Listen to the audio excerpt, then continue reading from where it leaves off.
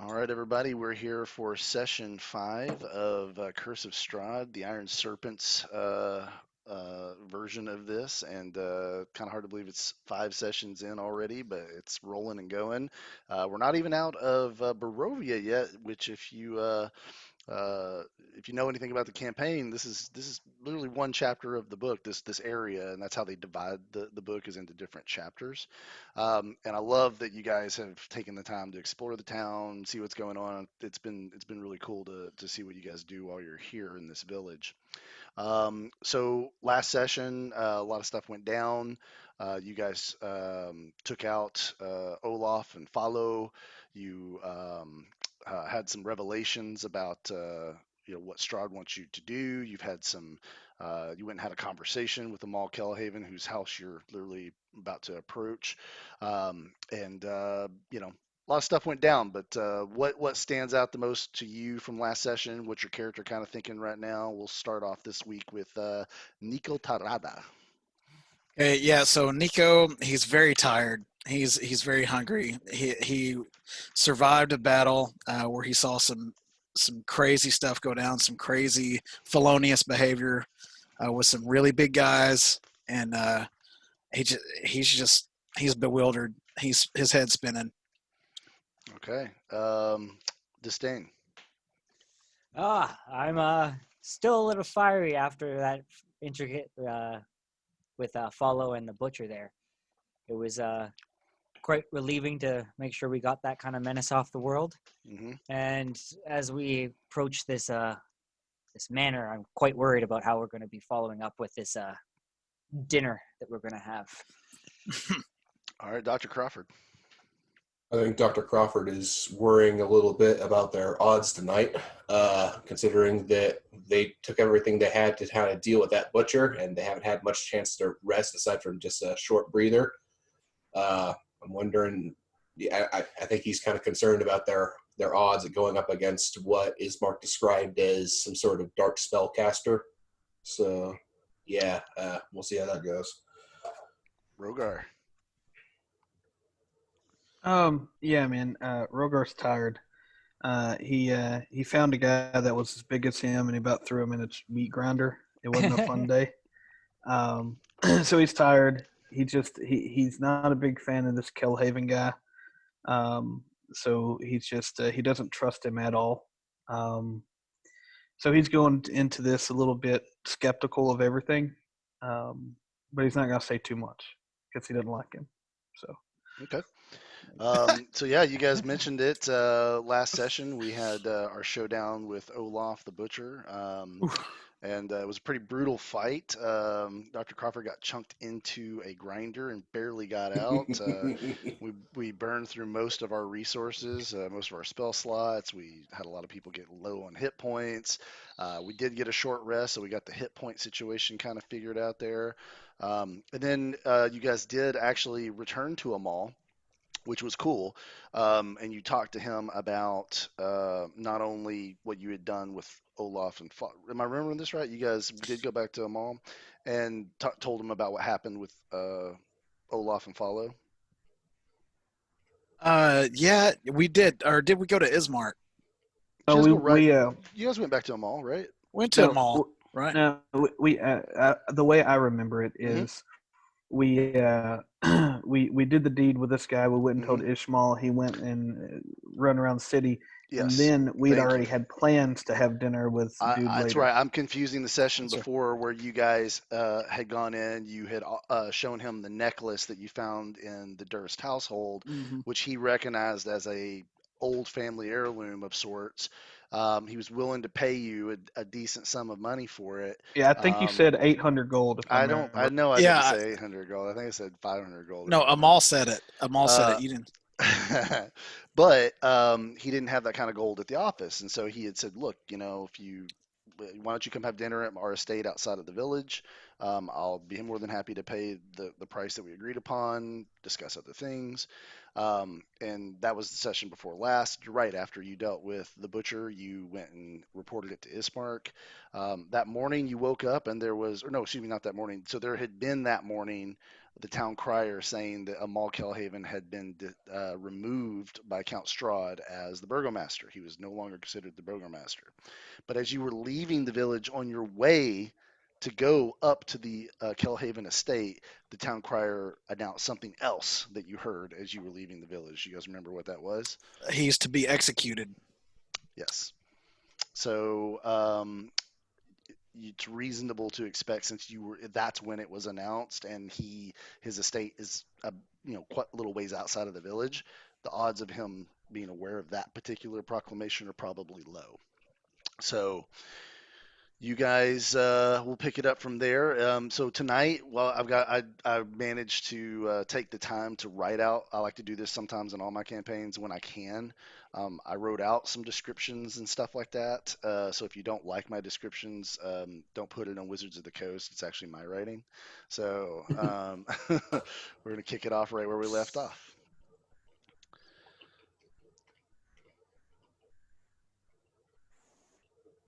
All right. So, following the instructions that you received previously, you follow a straight, albeit uphill road from the northeast of Barovia village into the forest known as the Svalich Woods. The approaching evening is made darker in the forest, and you are glad when, after almost half an hour walk, you emerge from the woods on the edge of a large and well-kept estate. The house reminds you of the Durst mansion when you had first found it in the forest. If only the mansion had been built wider and more attention had been paid to aesthetics. Marble pillars adorn the front of this mansion, and fire-lit lanterns cause an orange light to spill from the entranceway onto the manicured lawn. You shudder for a moment as you reflect that from a distance it looks like a living thing, a beast with long teeth and fire in its gullet. You approach the house and notice that guards are patrolling about. But they must have expected you, because no one stops even to ask for you to identify yourself. They simply wave you on. So what do you guys want to do? Nico's going to say, "Oh, boys, that was such a really good long rest that we just took. I'm so rejuvenated. I just okay. So try, right? Gotta try. I'm and out of character. I really don't know what to do here. I fellas. lost you guys. Oh, hold on. Well, just before we go in, everybody's hit point situation taken care of. Everybody's good, right? I'll give you what I've got on my sheet. You guys can tell me if Okay. it's right or wrong. So according to my sheet, everyone's at full health. Yep. Yep. Looks like we took care of that with the short. And Rocky, you've got me at 29, correct? Total hit points 29. Okay, cool. That's what I've got too. You mentioned that we walked past some guards, Rocky. Are we still within earshot of them, or? No, they were just kind of going around the perimeter on the edges. You do notice a couple guards a little closer to the house, but nobody's really within earshot right now. All right. I would like to get a moment to talk to the group in character before we go into that house. So if there's an opportunity now, it might be best. Take it. Okay. Gentlemen, he says in kind of a hushed voice, gentlemen, I know we've all had a very long day, and I know we heard a message in the town hall that would probably that would expand our options for tonight, I suppose you could say, of what we could do. But should we take advantage of that? That butcher ran us ragged. Would you rather just have a regular dinner with Amal Kelhaven, maybe bump him for some information and sell the trinket and call it a night? Or are you interested in doing the work we previously discussed? I don't trust this guy, but I agree. We're worn out. I say we play it very close and see where the where the night goes. First thing we need to do is get the money, and then we'll go from there. I think. All right. What about you, gentlemen? I refer to Nico and Disdain. Yeah, I Nico's gonna agree say. with it. Oh, sorry, you go. Go ahead. Nico's gonna say, I have no quarrel with this man. I respect him. I was just saying how nice of a guy he is to have us over for dinner. We should not cause trouble in his home. And Disdain, are you in agreement? I'm in full agreement. I've already killed enough children slayers this thing. Oh, all right. That's settled then. Unless he attacks us, we'll avoid doing anything to him this evening. Let's try to just make it a peaceful dinner. Maybe the last one we have for a while. Yeah. Nico, would you be willing to do that trick that you did with Irina to clean her up on us? Because we just got out of a butcher's basement and Yeah, I would have it no other way. Trust me, I have this. Nico is at your service. thank you. Mm-hmm. So you when you use so you're casting prestidigitation on everybody. I want it to be more clutch. I want like as we approach the guards, they observe us bloody, ragged, sweaty. And then like we step under the shadow of the bough in the moonlight of that tree over there, and as soon as we step back into the moonlight, we're completely new. We smell good, we look good, and we're fresh. Well, I'll tell you what, I love that, so I'm gonna let it happen. But normally, because it's a cantrip, and so what I was thinking is it would take you several minutes of doing stuff. But I like what you described so much. That's what happens. I'm just gonna Oh, say, cool. I'm just gonna say you feel particularly inspired. By the way, Dr. Crawford, inspiration for you, my friend. So, Thank you. yeah, so exactly what you described happens, Nico. You guys sort of step into the moonlight, and as you step into the moonlight, your magic takes effect, and you guys literally watch as the blood like kind of dries and crusts and falls off your clothes. The wrinkles suddenly let go. That sort of musty smell of blood and sweat just sort of goes away, and a little bit more pleasant of an aroma is replaced there. And you guys step into the moonlight. And actually, you're not dressed in formal or anything, but your armor's shiny. Your clothes look good. Also, I want to out of character real quick. I want to interject here. The reason why I picked Moonlight as the catalyst here is because of Vistani.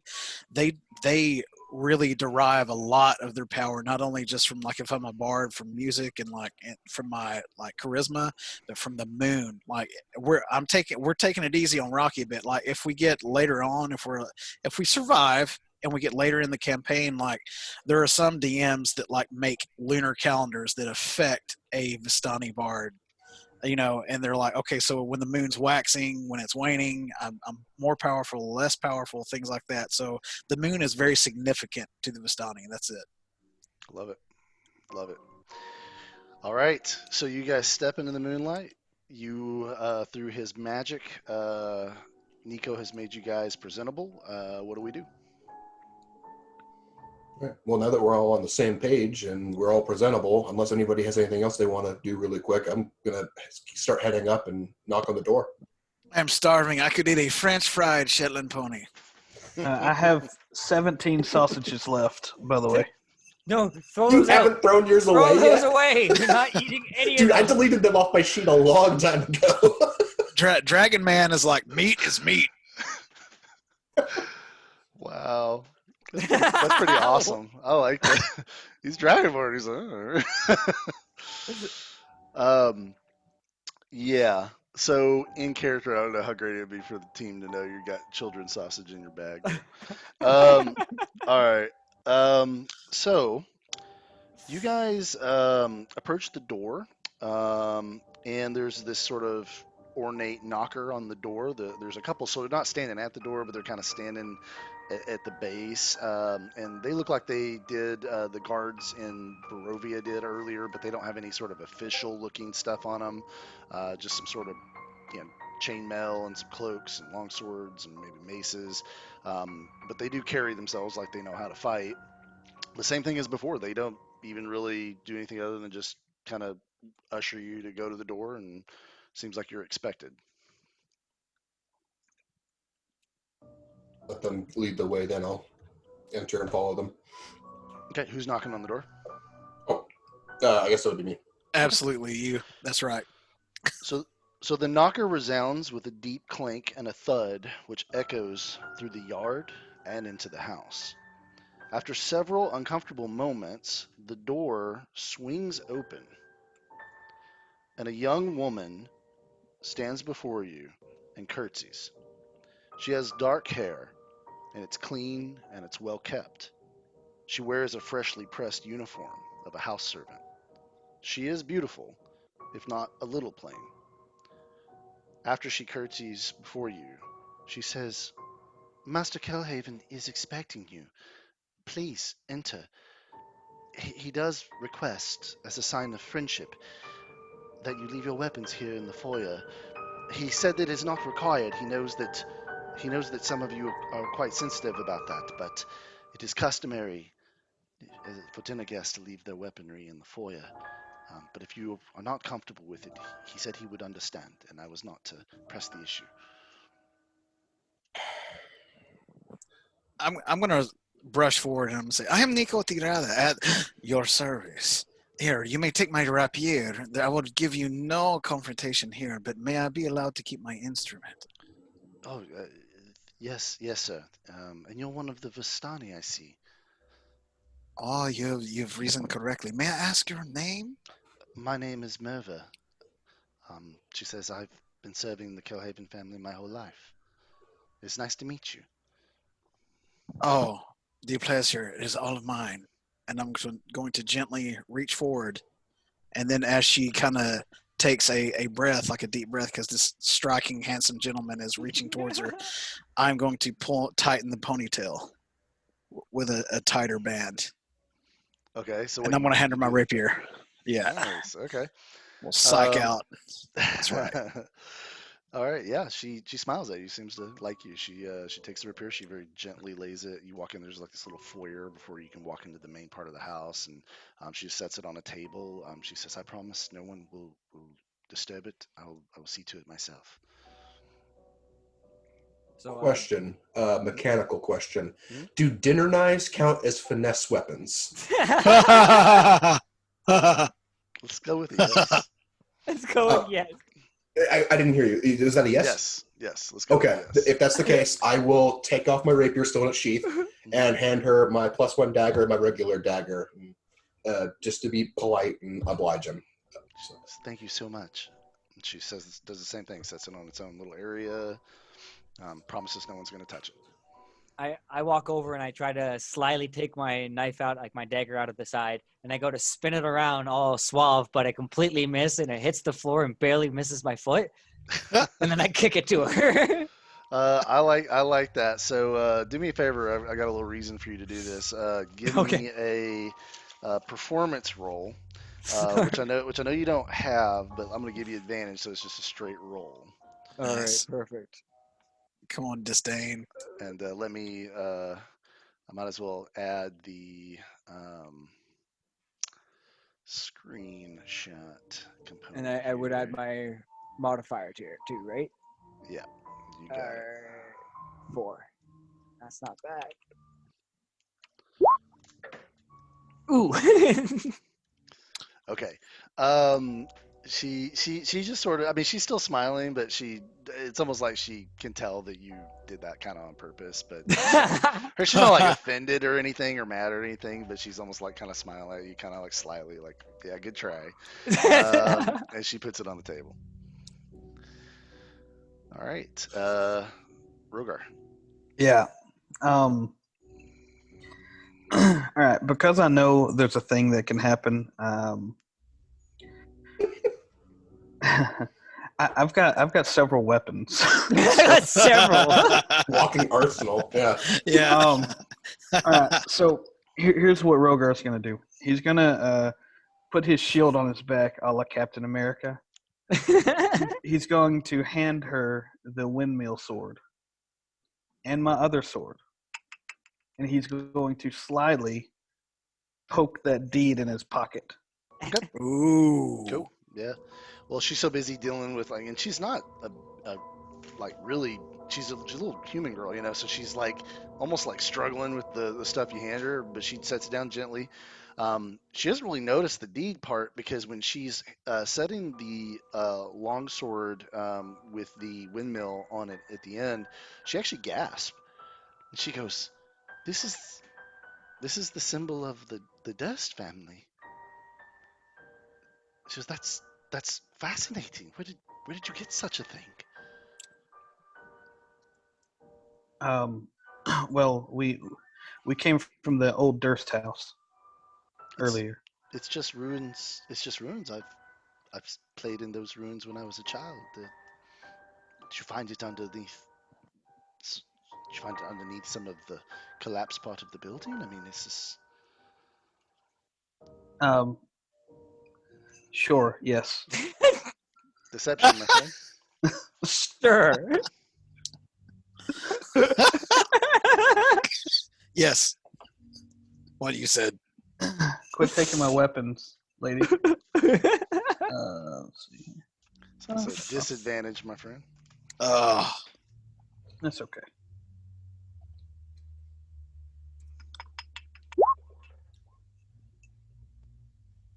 remember, What's oh, your so that's pretty high. What's your modifier? that's not bad, dude. Deception. Hmm. Um, 0. Okay, so 15 is still really good. She believes you. She goes, I'm so surprised. I've played in those. I'm a bit of a Master Kelhaven might be embarrassed for me telling you this, but I'm a bit of a family historian. I was adopted by the Kelhavens when I was little, and um, Master Kelhaven's father, before he passed, he treated me very well, and he tutored me and taught me to read. And I've read some of their history, and um, the Durst family is direct descendants, or the Kelhavens are direct descendants of the Durst family, and I'm. It's been a long time since something like this has been seen. The bone grinder mill is still somewhere west of the city. I've never seen it. I've heard of it, but uh, they used to own it, and that was one of the ways they built their wealth was by being the owners of the largest mill. This is fascinating. This is a really important piece of history. Nico's gonna perk up because he's kind of hip to the adoption things, and the whole just because you're born into a family doesn't necessarily mean that you might always stay with them. So can Nico step up and ask her a question? Absolutely. Okay, okay, Mirva, was it? Merva, yes. Ah, very good. It's so beautiful, such a beautiful name, and you're very striking uh, as well. Do you mind if I ask you a question? Um, yes, but let's roll a persuasion. I want to see how she took that Okay, compliment. cool. Okay, come hither. She's like butter. She just loved it. Ah, I mean, I'm a dice little roller turned on, but percent. I don't know how she's gonna feel. Say, oh, I think she's kind of gonna like the cut of my jib right here. No, maybe not. 14. Yeah. I'll tell you what. I'm gonna roll on that myself. I'm gonna roll that as a charisma save for her. Yeah, she rolled really low. So she actually smiles. She says, "Thank you. I'm not used to hearing such things. That's nice to hear." She says, "What was your question again?" Do you remember anything of your family before you were adopted by Master Kelhaven? I don't. I actually was. Um, I've been here for a long time. My mother was the maid, and um, from what I know, she died shortly after I was born to a disease, and I was raised by the family. And when I was old enough, I started repaying them by working in the household. And so Master Kelhaven, he allowed you to play in the ruins of the Durst house. Yes. Well, I wouldn't say he allowed. It's something that children in Barovia for many generations dare each other to do. It's rumored to be haunted. Sounds can be heard at nights, and we would go play in the ruins and try to be brave. A heart of gold and steel, I can see. Thank you for the conversation. Thank you. What was your name again? I am Nico Tirada, ever at your service. Very nice. And she curtsies again. She says, you all must be very hungry, and the master is going to be very pleased to know that you trusted him enough to leave your weapons. He knew that would be something difficult to ask. Please, step inside and give me a moment to fetch the master. One Like quick you asked question him before before. you go. Certainly. How should we address Mr. Kelhaven properly in order to show proper respect, considering everything that's Oh, happened? that he's of noble birth, but he's not royalty. Um, I would, if I were you, I would call him Burgomaster Kelhaven, or Master Kelhaven, Yes. Thank you. and perhaps he'll correct you and tell you to just call him Amal. But that would be for him to do, not me. I appreciate that. Thank you. Anything else? Just out of character, guys, she's a succubus. Absolutely. Absolutely. She's too hot to do anything else. Yeah. Absolutely. That's right. Her whip is tucked under the apron there. I will I say think when those are- you I will say when you prepare these slides, it's a slippery slope looking at fantasy art of different. Oh, dude, you have no idea. Oh, yeah, dude. Man, I'm into harpy porn, dude. Harpies! It's like, I like Harpers! centaur women now. I guess that's not bestiality, right? I'm sorry. no. No, So, I yeah, could go so- for a harp job right now. So Merva goes into the estate, and she's, you kind of linger there in the doorway just for a minute, kind of feeling like that's what's appropriate to do. And she's not gone for very long, just a couple minutes. And she returns and she says, "The master's ready. Please enter the estate." And you walk past her, and you enter the actual interior of the manor. And what you let me get it back on the screen here. So you enter the interior of the manor, and you see that the Kelhaven estate is more finely decorated than any home that you have seen in Barovia so far.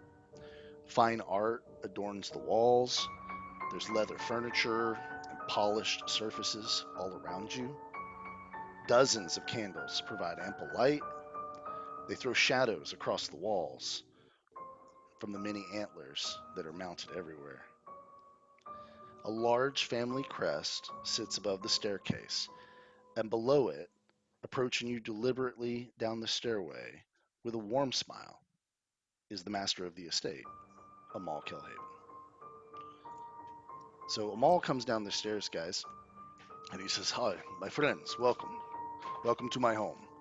And he actually walks up and he actually has his hand outstretched for the handshake. Dr. Crawford will say, "You're in front." Yep. He comes up with his his hand out to give you a handshake. Legend. Shake. He goes on to Nico to shake your hand. Nico's gonna say, "Forgive if we don't shake hands." No, he's not. Nico will take his hand and say, "At your service. Thank you for having us such a lovely home, Master Kelhaven." He says, "It is nothing," and he kind of winks at you when he says it. Oh shit! And then he goes to Disdain, and Disdain holds his hand out to shake your hand. I shake his hand. When you shake his hand, Disdain, he actually takes his other hand and puts it on top of your hand and gives you a very warm shake. And he says, "Thank you for everything that you have done for Barovia. In thinking about our last conversation, I did not stop long enough to reiterate how much in your debt we are." And then he goes to you, Rhogar, and he actually goes to shake your hand, which is funny because his hand's like very tiny compared to yours. But And does it you actually have a claw for a hand, so he's gonna shake your claw. I do. I will. I will oblige him. Okay. So he shakes your hand as well. He says, "Thank you for not crushing it into powder, my friend." And I laugh. Yeah. So let's see who's got perception. Whoever's got perception, give me a perception roll. We got Ernest, we got Nico, Yep. You two fellas, give me them perception rolls. I want to see what you. I have a what you- plus. what you I can have a pick up. +1, just so we're clear. That's true. Rocky, how did I get a +2 to perception? It used to be a +5. Actually, I you think, know what? No, wasn't no. it? You know what? Actually, I'm gonna let Disdain and Rhogar roll as well. You guys just have to roll at disadvantage though. Okay. Oh, okay, cool. Uh, Rocky, okay, I thought that I had a +5 to perception because I took that like as an idiot. No, so your perception would have been your if you have proficiency in it, you get to add your proficiency modifier and your stat modifier. That's how you get that. I got a Yeah, 7, okay. Rocky. Cool. All right. I rolled a 20, but at disadvantage, so I have to take the 2. You do, my friend. I'm We sorry. got swept up in the opulence. Whatever detail happened, we missed it. Well, Nico, this one's on you, buddy. A 10. No, you got to have more than that. Hold on. Yeah, let me, Wait. you're wrong. I think You're something. That's what wrong. I'm saying. just I thought Hold no, on, I hold thought on, I dude. thought I did, dude. Give me a second. Let me find this bad boy. Don't look at my porn folder, guys. Ha. All right. Keep them right on the desktop. Like, Yep. no way. I wish I had some older sheets, but I threw them away when I got my new one here. But Yeah, you've got to have more than that, man. All right, let's see what we got here. Nico. Perception. No, I guess you don't. It's a wisdom, and your wisdom's only 10. That's why. So all you're getting is your proficiency bonus, which comes from your level. oh, got it. Cool. So Okay. yeah, so that is actually accurate. So just a All little right, then. surprising. There you go. Well, 10. Well, let's just say this is what happened. So you guys are so. I mean, he's just kind of. It's almost like a different guy because what you experienced before was very much his.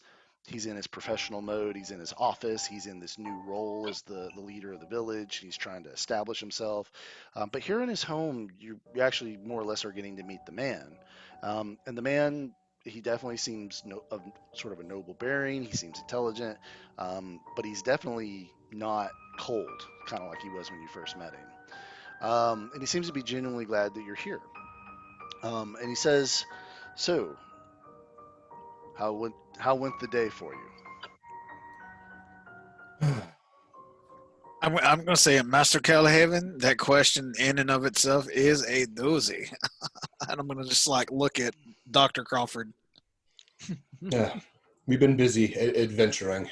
We were hoping to have a nice, peaceful dinner with you to relax afterwards. I think you will be very pleased with the meal that's being laid out even as we speak.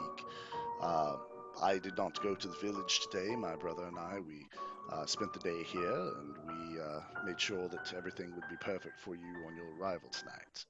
I must confess something. I deceived you, and I do not feel good about it, and I would like to make some restitution by making sure you do have a good evening while you're here. And he says, but he doesn't immediately tell you what he deceived you about. Kind of lets that hang in the air. I see. Well, I suppose I'll let you keep your secrets then. I'm saying I will not. I will not, Dr. Crawford. You can speak. You can speak for yourself, sir. Amal, I was onto you since the very minute that I laid eyes upon you. You told me that you had a tiny little home, but this is so opulent and wonderful, and I love everything about it. Why would you deceive me? Persuasion So- at advantage. I love that.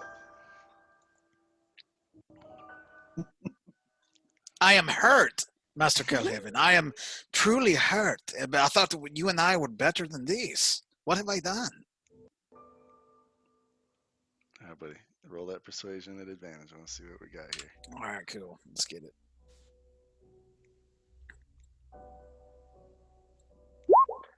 Whoops, no, I did not have the correct modifier on that one. Sorry. That's okay. We just need to see the d20. You can add the modifier after. Cool. There it was. But it's advantage, so I need 2 rolls, and we're going to take the highest.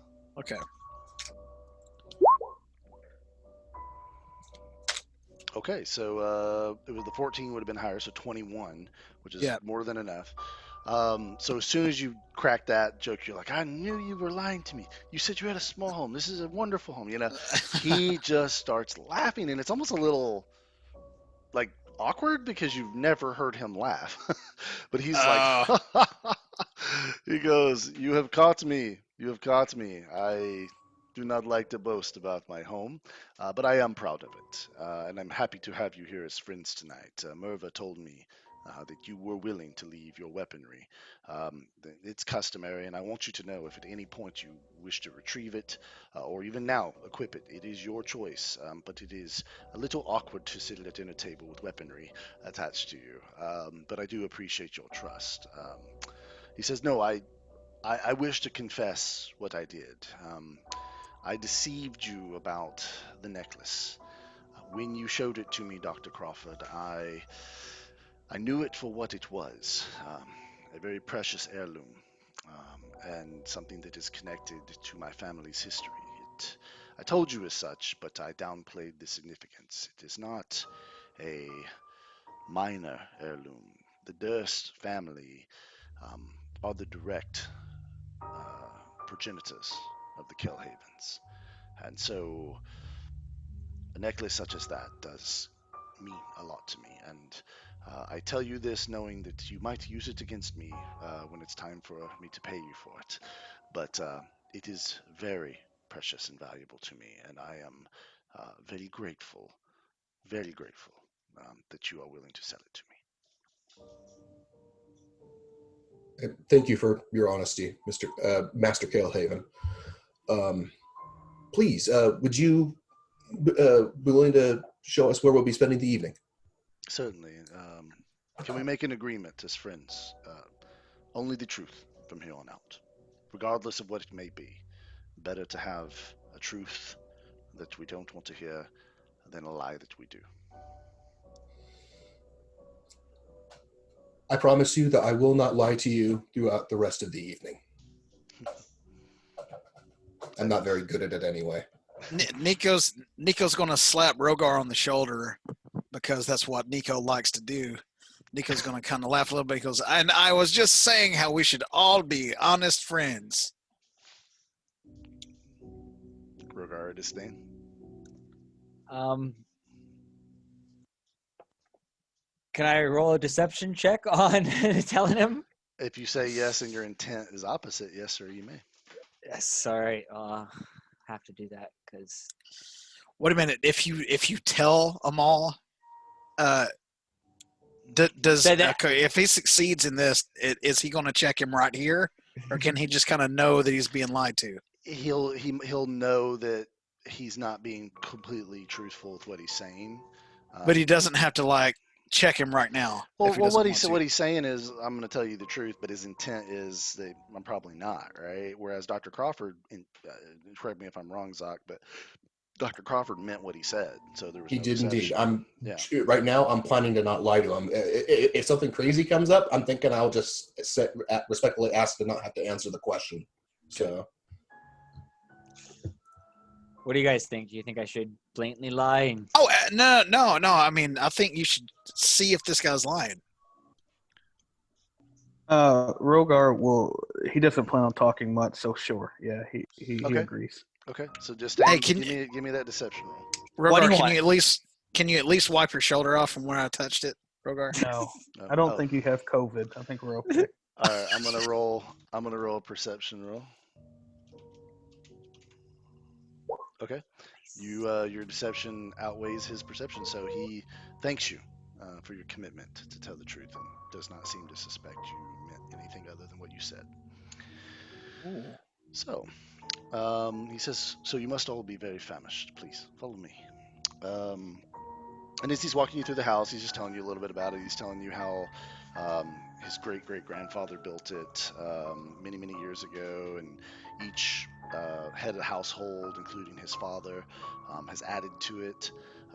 They come from a great line of soldiers and scholars, but they've always sort of held themselves apart from the village a little bit, because not only are they physically apart, but just the way they are, they feel, you get this sense from Amal that he's trying to preserve an aristocracy that you really haven't seen among the rest of the members of Barovia. Even though you even met Ismark and Irina and their nobles as well, they don't have this vibe that he has of this real aristocratic sort of bearing.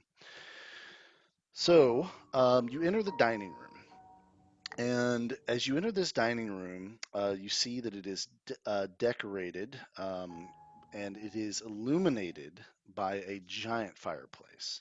There's no guy standing in front of it like in the painting, but um, Amal goes and sits at the head of the table, and he asks you to sit directly across from him. Motions to the chairs. I oblige him. Okay, is there a seat at the opposite head of the table?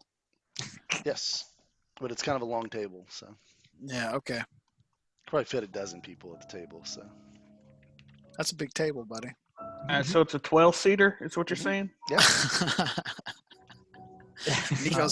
Nico's gonna grab a chair and plop it down. All right. Cool. So you do that. Actually, I just had a great idea. Sorry, sometimes while I'm doing in the middle of doing this, I get some like revelation of some way I could be doing this better. So hold on just a second. I just thought of something cool. Oh, dude, this is Let's gonna see if this sting. works. It's gonna Um, sting. No, I'm I gonna just try and get it's my just lights working because it's dark as fuck. actually shit. This won't work. Actually, it will work. Hold on. It will work.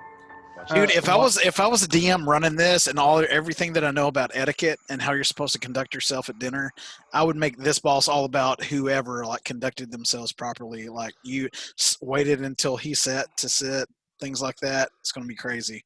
Oh, You if just you're gonna wait. do that, then I'm gonna do this. There we go. What'd you do? Oh, wait. I Hold want on. to see a double. Yeah, I'm just gonna Oh make yeah, your. get rid of y'all. Get rid of your camera or your Yeah, little yeah. camera view. Yeah, just so because when people watch the video, I want them to be able to see all of us, right?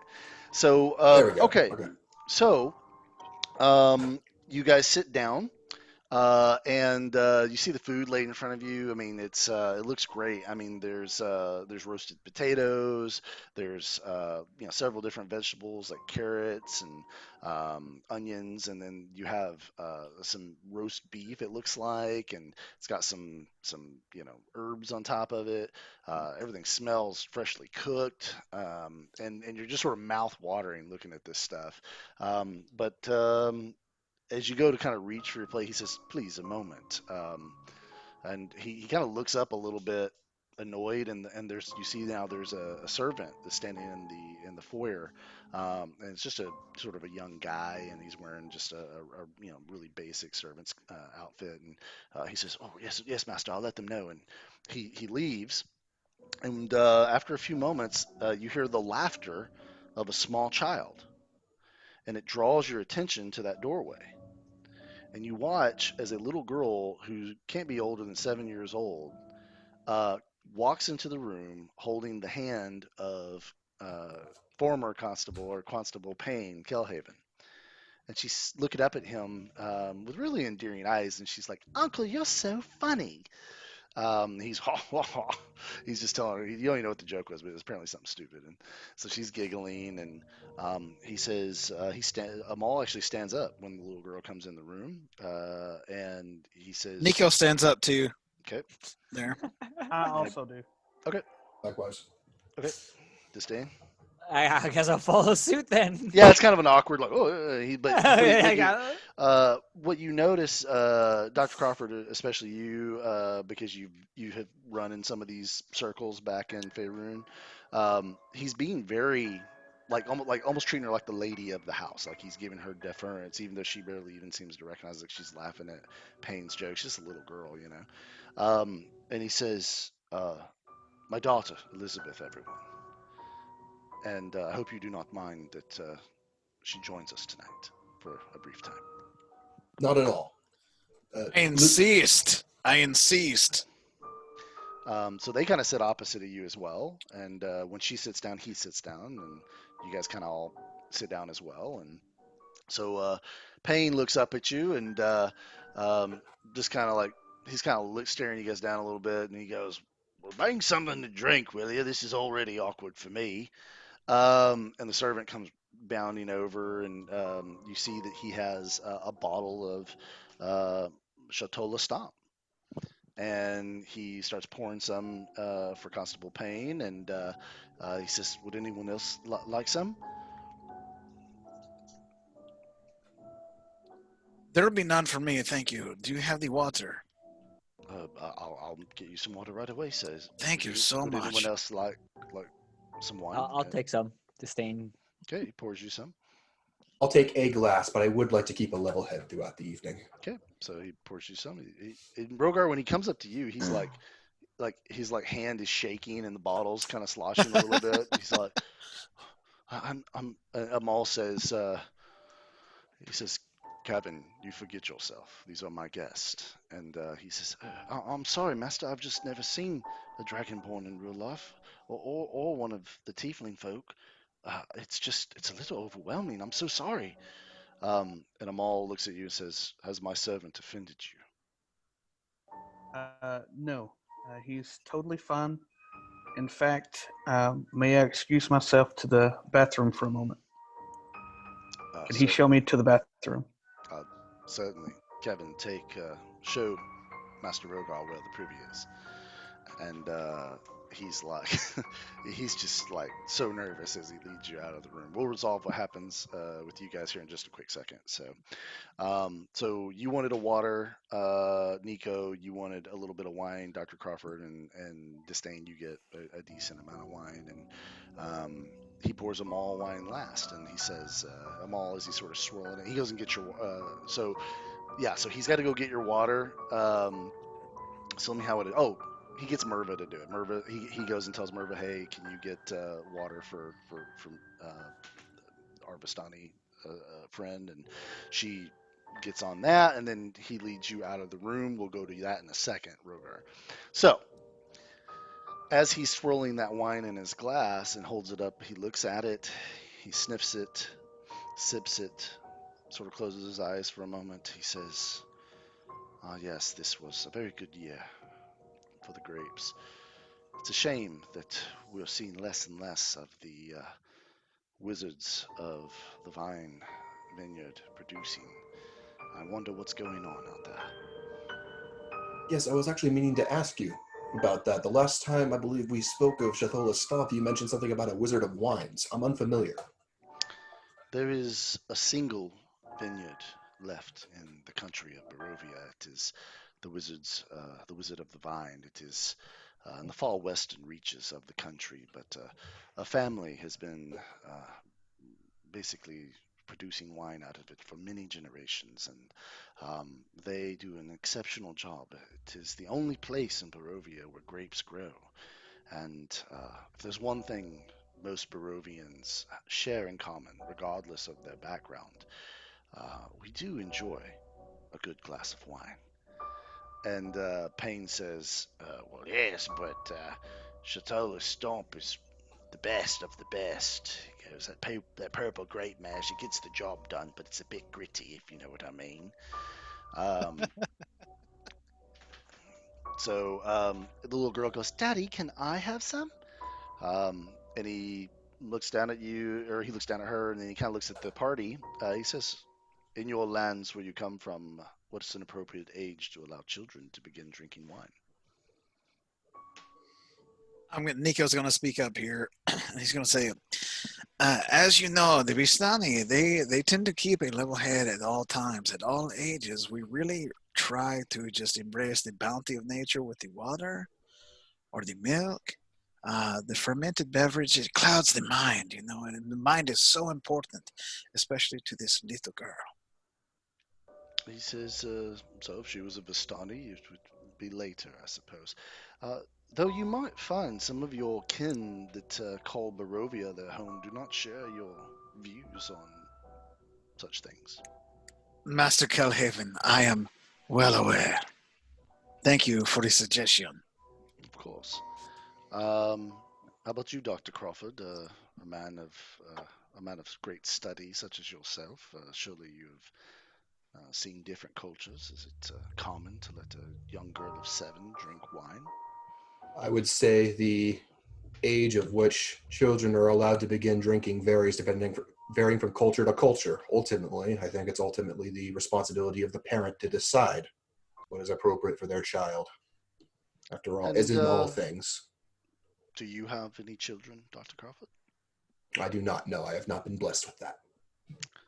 If you were to have a child, if you would indulge my little exercise, would you allow them to drink at 7? I would allow them a sip to know what it tastes like. I wouldn't allow them to become intoxicated. Interesting. Disdain. Uh, you must forgive my ignorance. I do know something of tieflings, but my understanding is you are not a people per se. You are human, or one of the other humanoid races, and in your family's ancestry at some point, um, there was the introduction of a devil, and does that have anything to do with your views towards drinking? Well, if I could be honest, I was stolen young as a child and put into slavery in a cult. And my honest opinion is the horrors we had to experience at that age, you did anything to escape. Your daughter is so young, so pure. I don't think she needs to have that kind of ailment given to her. You make a compelling case, and thank you for sharing something of your past. Let's have a roll between Dr. Crawford and Disdain. It's persuasion. Let's just do straight persuasion. No disadvantage or anything. Just each of you just roll a straight persuasion roll. Because I want to see whose opinion he's going to lean into the most. So Dude, this is so unconventional. Rocky, you're freaking me out. Not a fantastic roll from Dr. Crawford. you got to beat a 5, Disdain. Oh, come on.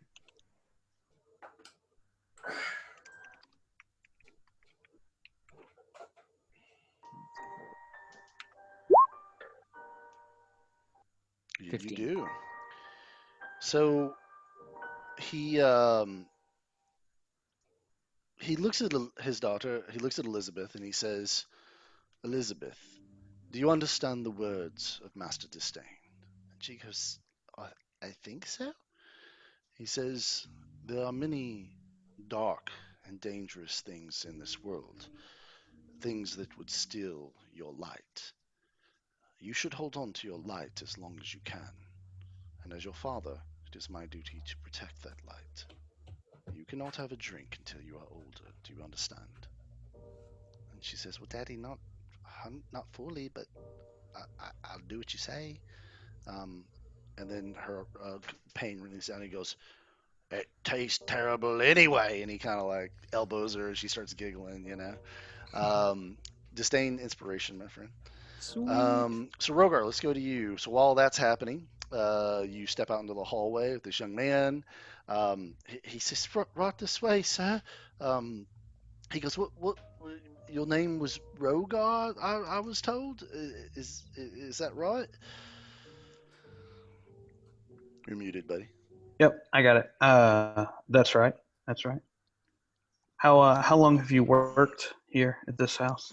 A couple years now. I used to work in the stables, and then I got to come in and start working in the house. It's been quite nice. I got it. How often does he have guests over? Very rarely. Very rarely. Last guest that I think he had was well, I'm not supposed to say. And I'm just gonna stare at him with daggers, and I'm gonna say, "Why not?" Okay, let's give Or him it. why? Okay, Not why? not as mean. Just I'm Sure. gonna Okay. stare at him, but then I'm Okay. gonna say, "Well, Um, why?" he says, "Oh well, Master Kelhaven did make all of the staff promise that they would keep quiet about his visitor. Though I thought it was quite an honor. I just anyway, I say too much. The privy is right here. He shows you a door. Okay. Uh, I'll say thank you for your help, and I'm gonna go inside the privy. Yeah. All right. So inside the privy, what I want to do is a quick ritual to detect poison and disease. Okay. Mutter it under my breath Okay. so nobody can hear me. All right. Now a ritual like that. So that would be Yeah, I'm taking a Mondo Duke. is what's going on here. He's like, huh? Listen, Alright. have you seen Jurassic Park? Triceratops dung pile. Let's see here. Kind of rolled the Duke and the dinosaur all into one person. It's I think it says 10 minutes, Rocky, if that's what you're looking for. Yeah, that's what I was looking for. And I wanted to see what it does. So you're doing detect poison? Yeah, just I can use it as a spell, but I don't want to burn my Yeah, you last don't want to burn slot. that slot. Yeah.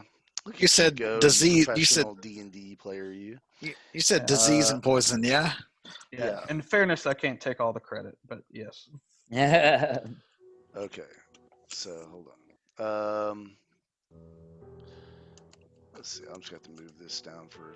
Dang it. Let's see. I just want the audience to see. Okay, so we have you can sense the presence and location of poisons, poisonous creatures, diseases within 30 feet. It lasts 10 minutes. You identify the poison, the creature, and the disease. Wow, I can go through 1 foot of stone. Actually, that's really powerful. All right, so you're gonna pretend you're taking a Mondo shit, Dude. and Mondo Dookie. as you're casting the ritual, you just occasionally are like, ugh, and like the Oh, he's like, oh, la la la la la too. you I'm gonna hear like splash water around. Yeah. you hear like a knock on the door, and the boy's voice is like, "Sir, you okay in there? Do you need anything?" And I just say, I'm fine. Really cut off like that. I'm okay. Okay. All right. Great. So we'll go back. Dude, We'll go that's back. awesome. If I don't give you an inspiration for that, I'm a terrible DM. Yes. I gotta give Yes. you one. That's all right. So we go back to the dinner. So about 10 minutes has passed. The conversation has been fairly mundane. The little girl cheats rather quickly, and the food's fantastic. You guys, he sort of reminisces that I hope your friend is okay. Seems he's been gone for quite a while. And then Rhogar, you walk in the room. Did you want to do anything else with the servant in the hall because he was waiting on you when you came out? Uh, no, I think I got what I wanted Okay. from him. And I'm gonna come back into the room, kind of holding my gut, and I'm gonna just say, I ate some bad sausages earlier today. Oh, snap. Nice. They Snap. are the worst sausages. So yeah, so you walk into the room and he says, "Well, please join us. Let's eat." And that's where you guys start cutting into the main course. You start digging in, right? And you don't detect any poison. You don't see any disease. Everything looks nice and clean and cooked very well. And it's probably the best meal you guys have had since you got here. I mean, that breakfast that Irina made you was pretty good, but this is a real freaking dinner. This is a good home cooked meal. And you guys eat it up. While you're sitting there, after you're kind of eating, Elizabeth, um, she's obviously a little kid, so she's obviously a little fidgety. So Amal says, "Brother, um, keep her entertained. Take her to the end of the table. I'd like to talk in private with our guest." And so Payne says, "Oh, of course, brother." And he reaches in his little jacket, and he comes out, and he's got a piece of paper and a piece of charcoal. And he takes her to the end of the table, and he's like, "Now draw me a wolf. I want to see a wolf this night." And the little girl's like, "Oh, okay." And she really gets into like sketching a wolf. But you guys are relatively now kind of separated from her, and Amal leans forward. He says, "We do have some business to discuss, do we not?" Indeed, we do. And I will draw out Miss Julie's amulet and set it on the table in between me and Master Kelhaven. He says, "Doctor, I cannot get the story you told me of how you came across the necklace out of my head, and specifically what you learned about Count Strahd. I am beyond fascinated with the fact that he is as old as he is. And you swore to me you would tell me the truth. Would you As best tell as I me, have the ability to do so, yes. that's all I could ask, what is your professional theory on an explanation for such a thing? How could the lord of this land be more than 500 years old?" I believe he wields some sort of foul magic. Beyond Hey, that, oh, I got Nico, I got a quick question out of character, Rocky. I'm so sorry. This is a great exchange, but if we're kind of done with dinner, can Nico kind of just be kind of plucking away on like an instrument here and Hell yeah. maybe toss some bardic inspiration towards Yeah. Dr. Crawford's away? Yes. I'm we'll- I'm just plucking. So you just say I'm how about just a little after dinner tune and sure. I you mean, start just plucking away and that's yeah, right. I Okay, love it. and That's very bardic bardic of you. bardic inspiration for Dr. Crawford, and continue, please. I'm digging it. Go. I hope you don't mind Nico playing. I've been trying to build an appreciation for Vistani music and learn more about it. So, I No, am no, quite no. This is a personal one. Excuse me, gentlemen. This is a personal song. I wrote it just after I witnessed a fish jump out of water and snatch up a fly. Continue, please. He says I am quite entertained by Vistani music. But doctor, as we were saying, what you yes, believe some foul magic is work, but as a man of science, you can perhaps elucidate me further on what you mean. it's been difficult. I don't have a complete picture yet, but I believe whatever dark magic he used to prolong his life may stem from the same source that he used to curse the Durst family in the letter I sent you. My ancestors. Yes. Throughout, when we arrived at the Durst house, we didn't realize what it was. We'd been traveling looking for a colleague of mine who'd gone missing. That's why I'd hired Disdain and Rhogar and the third companion we had at the time, one Baron Baron Windward, I believe was his name, if I'm getting it correctly. We'd traveled out into the woods near the land where we came from, because that's where we heard my colleague had last been. We'd entered the house hoping to get directions, information, anything like that, and we were very quickly assaulted by things within the house. It became a struggle for survival rather than a pleasant evening in a nice mansion like this. I believe the things that were raising the Dursts, keeping them as specters, animating these taxidermied wolves in the house, the suit of armor that we ran into, ultimately I think it all stems from the same source. The question is, what at this point? And I don't know precisely where Strahd draws his power from. So when you say this, I'm not gonna make you roll perception. His face gets very excitable, and he leans forward and he says, "I want to finish this conversation in my parlor, but I don't want my daughter to hear what we say. I understand. You have said something so powerful to me just now, and we must finish this conversation soon, away from her.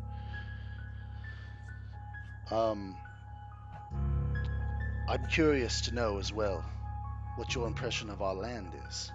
And he sort of throws that question out to Disdain and Rhogar since Nico's over there thrumming away. How would you compare it to other lands you have visited?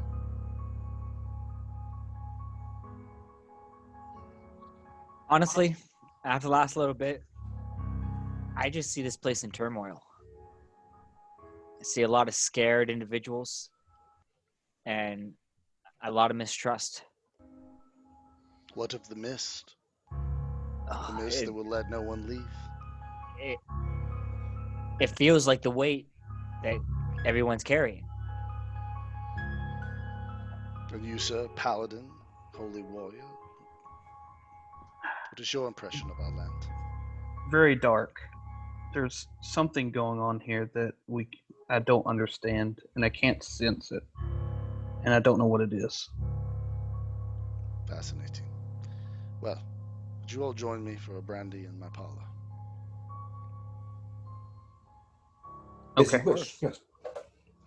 So he goes over to Elizabeth and he kneels down and he kisses her on her forehead.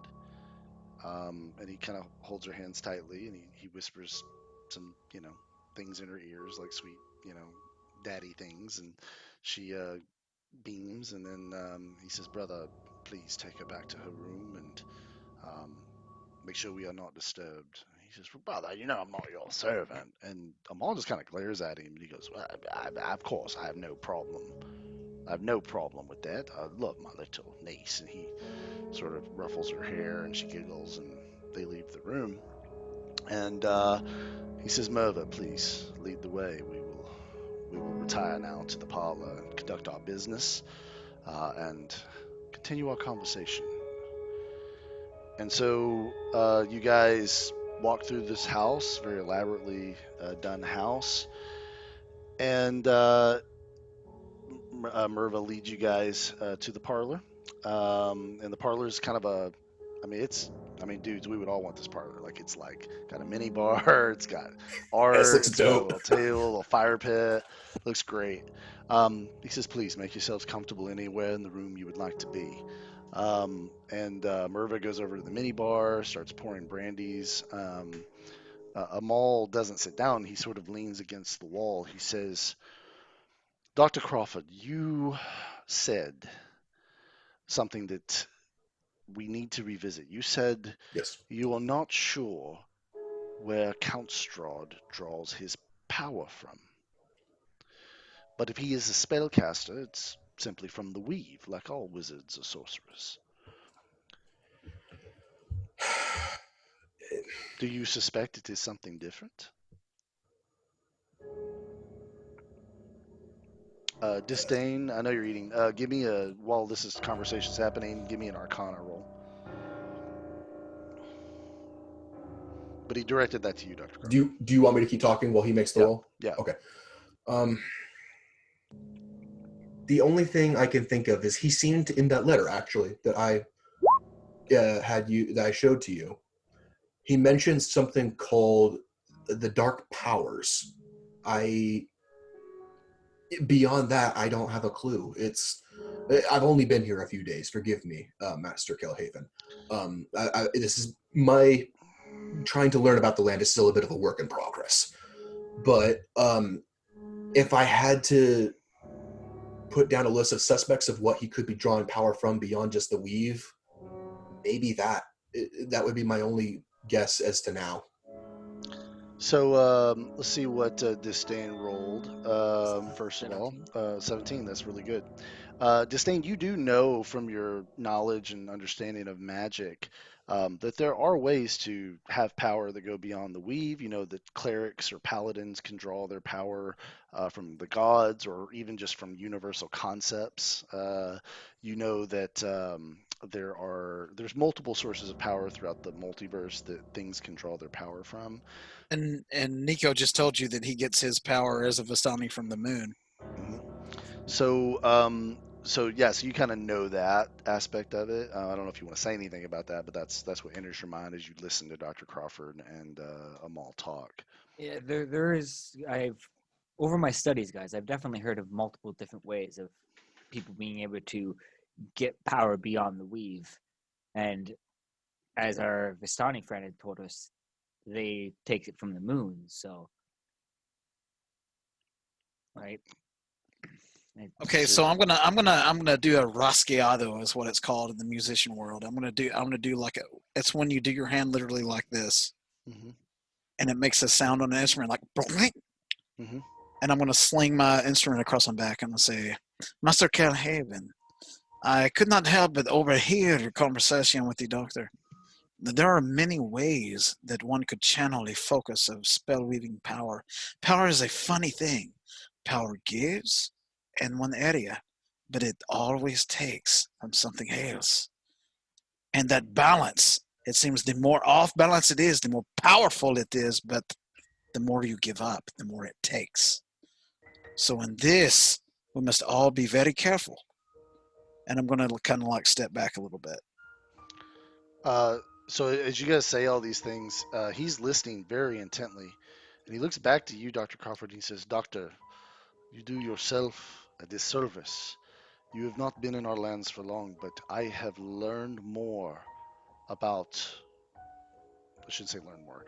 I have been more impressed by your perception of what is happening in our land than I have from anyone else I have ever spoken to. And even your friends have an understanding that perhaps they don't even fully realize. I wonder if I can share with you something. And when he says that, Merva gasps and she actually drops a glass and it shatters. And you guys kind of look up at her and he looks at her and she goes, Amal, don't.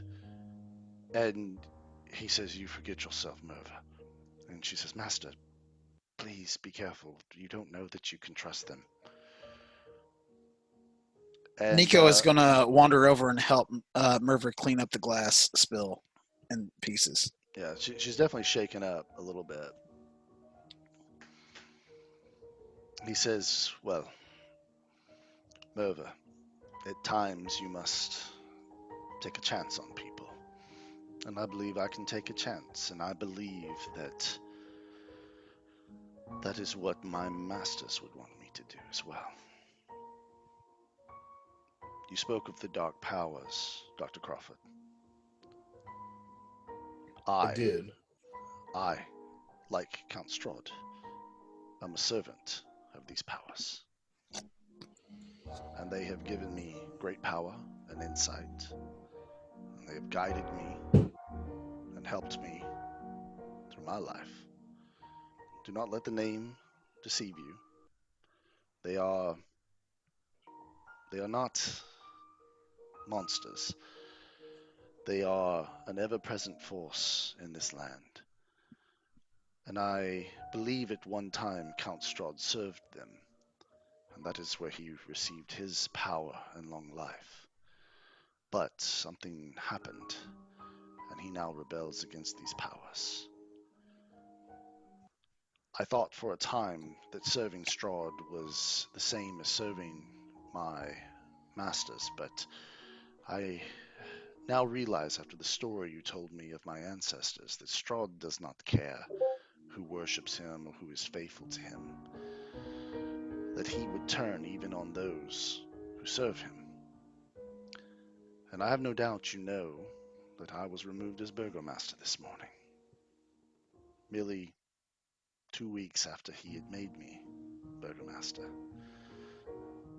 Strahd is the rightful lord of this land, I do not argue it, but I wonder if I should go to Castle Ravenloft and petition why he did such a thing. And I wonder if you would go with me and be my guard. Would counsel against that. Nico is helping clink up the glass in the background, and he's going to make one final push into this scoop that Merva has. It's going to go clink, and Nico's going to stand up and twist his hair back and he's going, just a few questions, Master Kelhaven, before we begin this journey with you. I promised you I would hold nothing back. And I will hold nothing back here. We hold you in the highest respect, and as you know, Strahd has called for your deposement, and I have but a few simple questions for you. You have been a burgomaster for 2 weeks. Do you know that the entire land of Barovia suffers the same way that this village that we have so shortly been in suffers? I believe that your understanding of suffering is informed by your life that you have lived outside of Barovia. For most Barovians, the difficulty of our existence is something we have known from the day we were born. The darkness you described earlier does pervade the land. We do know, those of us that are learned, it is not natural, and that there are things such as the mist and the way the light works and the way the seasons work. We do know that something is wrong here. My masters, they speak to me so rarely, but they have revealed to me that answers are to be found in Mount Baratok to the south, in a temple that lies at the top of the mountain. But I am not yet strong enough to make that journey. Did you say Mount Baratok? Is that a separate mountain than the Mount Gacus we saw on our map? Pardon me, let me retcon that. Mount Gacus. Mount Baratok is a mountain Thank to the north. But you're right, it's Mount Gacus. Good call out. So Nico is going to still continue to engage with him. He's going to say, but I do not mean to offend you. There seems to be a particular degree of oppression here. It seems that the things that we see are unnatural. You yourself you've been a burgomaster for 2 weeks, and now they're calling for your deposement because of an order that someone has issued over you. Does this not bother you? Does it not trouble you at all? Killer chuckles. He says, Count Strahd is an interesting ruler, and I must, and you get the sense that even though Strahd's not here or whatever, like this guy doesn't want to say really anything overly negative about Strahd. He says, I'm drawing it out, dude. He says Count Strahd is at times, from our point of view only, not his, a fickle master. It has been known that his rule over us can simply disappear for a generation or two, and then suddenly he returns with an iron fist to rule us. And then there are times where he is slightly involved, but not completely. But all of the villages and cities of Barovia operate with a burgomaster, and sometimes Count Strahd has allowed the burgomaster title to pass from father to son. Sometimes he decrees who is the burgomaster, and there have been times where he has let the people decide who is the burgomaster of their village or city. So our political system, compared to those that you perhaps have known, are a bit more chaotic. I made myself available to step into that position if it were ever vacated by Colion, and Count Strahd and I have shared some correspondence. And it was my understanding that he would reward me with that title, and he did so. So to have it taken from me so suddenly, it makes very little sense to me. I do not know what I did that causes him such displeasure, and I simply cannot understand. I feel I must go to Castle Ravenloft and ask him directly. And I'm curious, Doctor, you said that you would not advise it. I have come to trust your intellect and insight in the short time we have come to know each other. Why do you think such a course of action is ill-advised? I think it would be hazardous to your health and to the health of your family.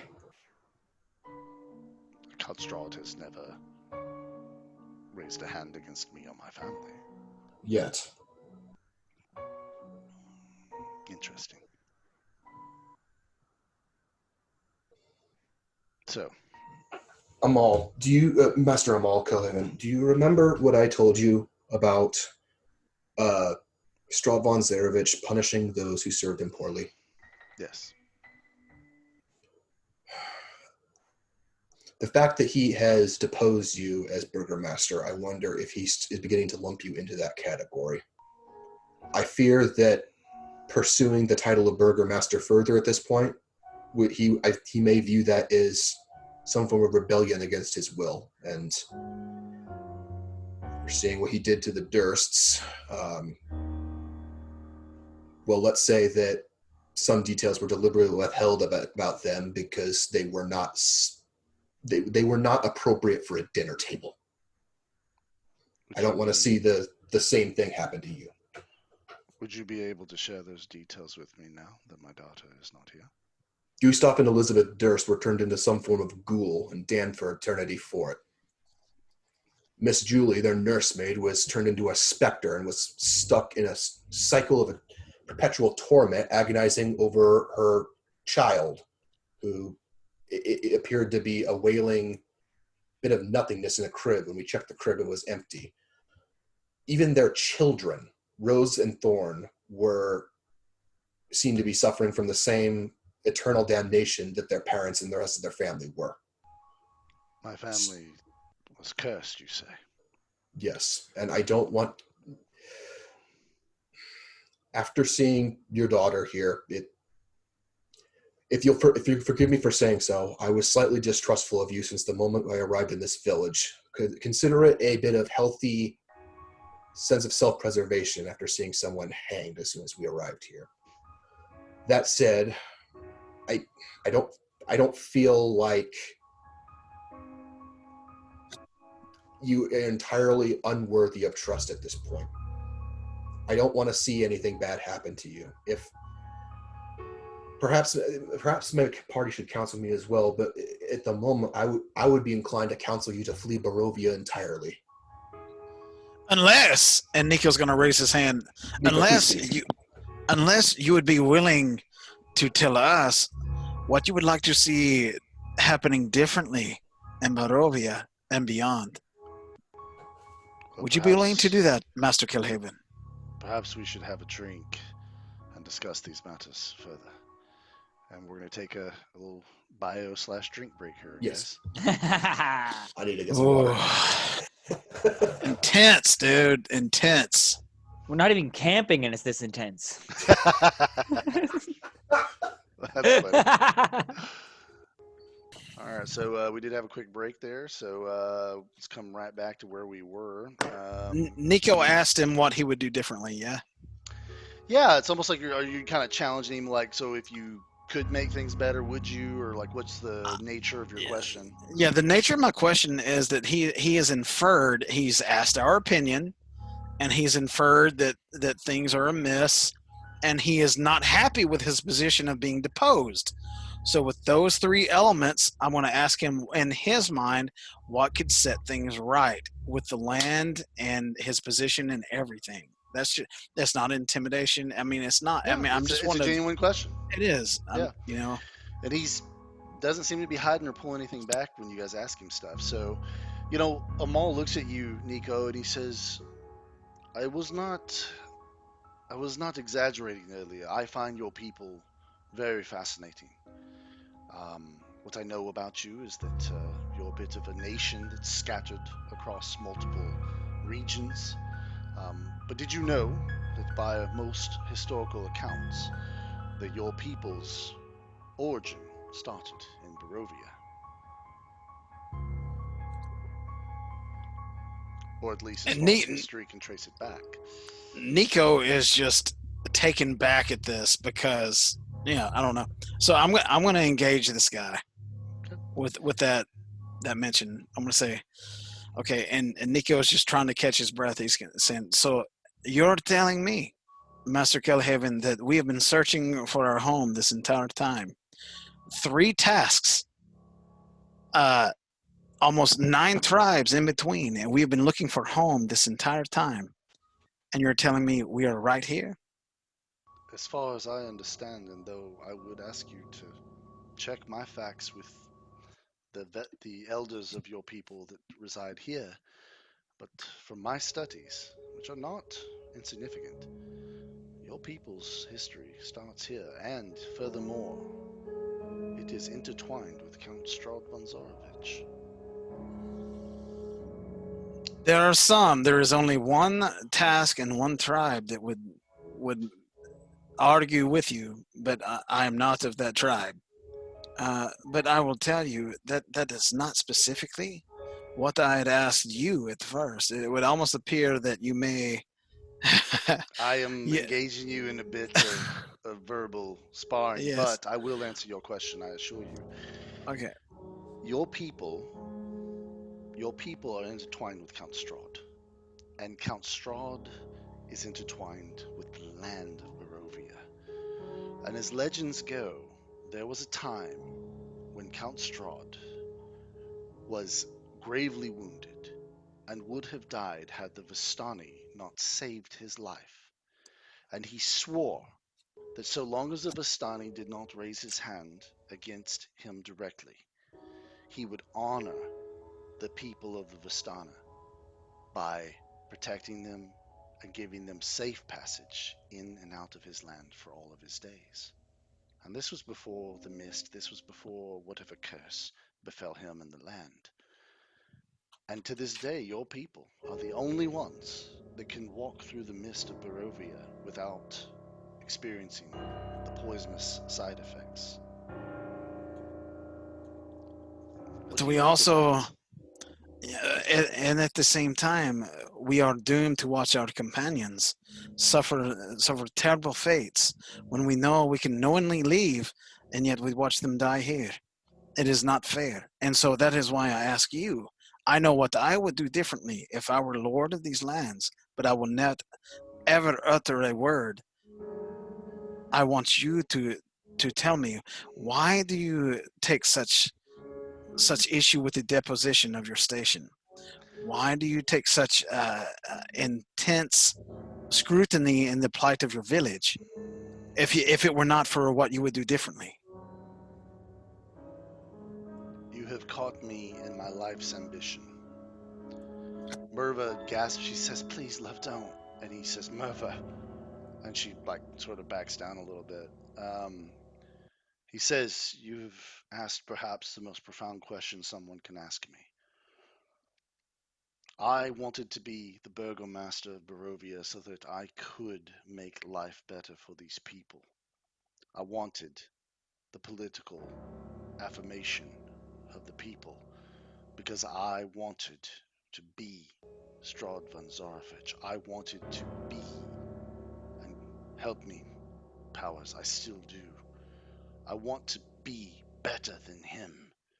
He is the ultimate example of what a servant of the dark powers can achieve, and I want to follow his path. I thought serving him was the way to go in order to accomplish that, but since these recent events, I no longer believe that is the right course of action. And based on what was said to me in my dreams last night, I believe that you all have been brought here to help me in this goal. Through you, Strahd von Zarovich can be challenged and replaced with a better lord. My masters have watched you, and they have been pleased by what you have been willing to do. Dr. Crawford, when you sacrificed your friend to secure the safety of your party, they were pleased.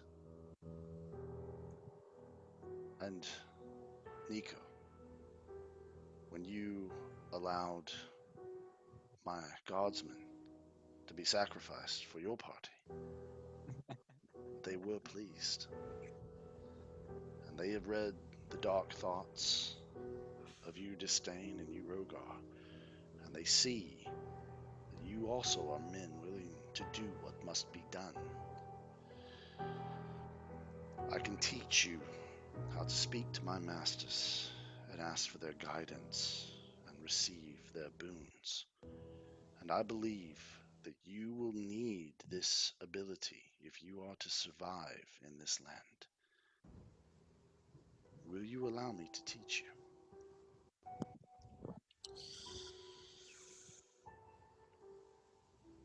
And that's an individual question. Each one of you can answer that yes or no.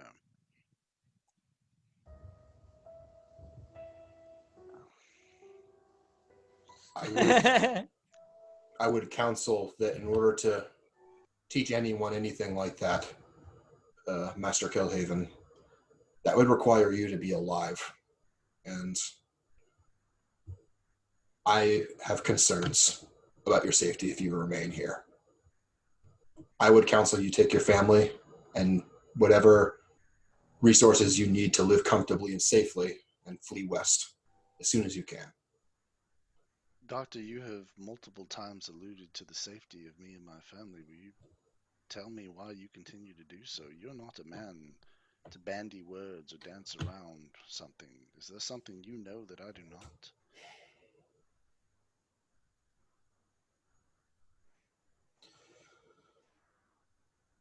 On our way to the mansion here today, we heard something that was said by the town crier, the same one that was saying that you'd fallen out of favor with Count Strahd, I believe was his words this morning. He was calling for you to be executed. Execute. And when you say that, like his glass almost falls out of his hand, and he catches it and he grabs the back of a chair. I Merva believe Strahd. screams. Merva screams like a blood-curdling scream. She goes, "No, it can't be!" and just starts sobbing. I believe Strahd von Zarevich had intended us to do his dirty work for him. I have no intention of doing that tonight.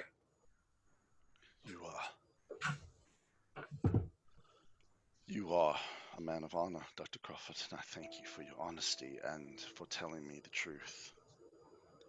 If Count Strahd has decreed my death, then it is only a matter of time before it is done. And I'm going to look at him and say, time. What is time? It is nothing. And I'm going to wink at him and smile. Because we can get this guy out of this. Okay, so it's like an encouraging thing. It is.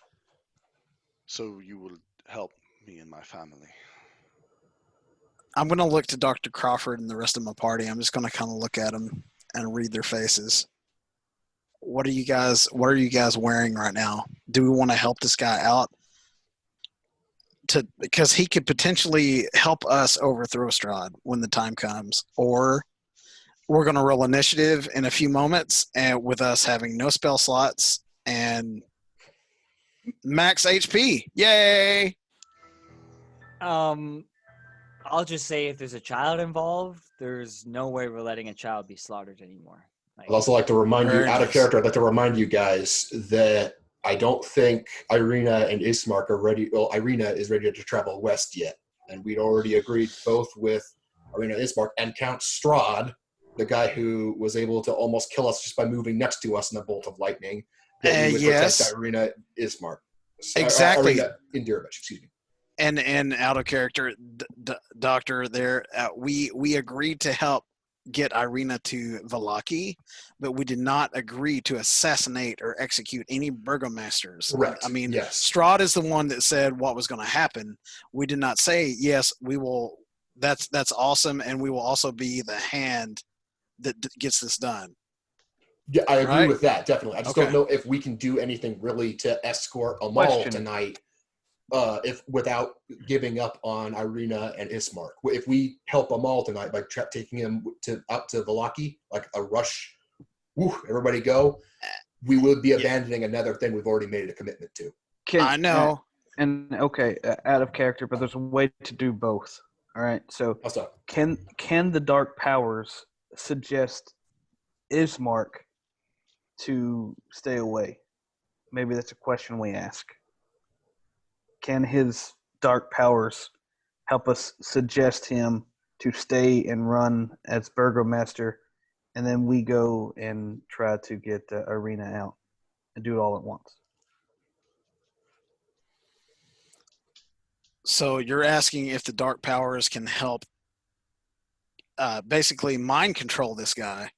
Yes. To say, yes, I'm scooping up everything and a couple servants and we're out now. No.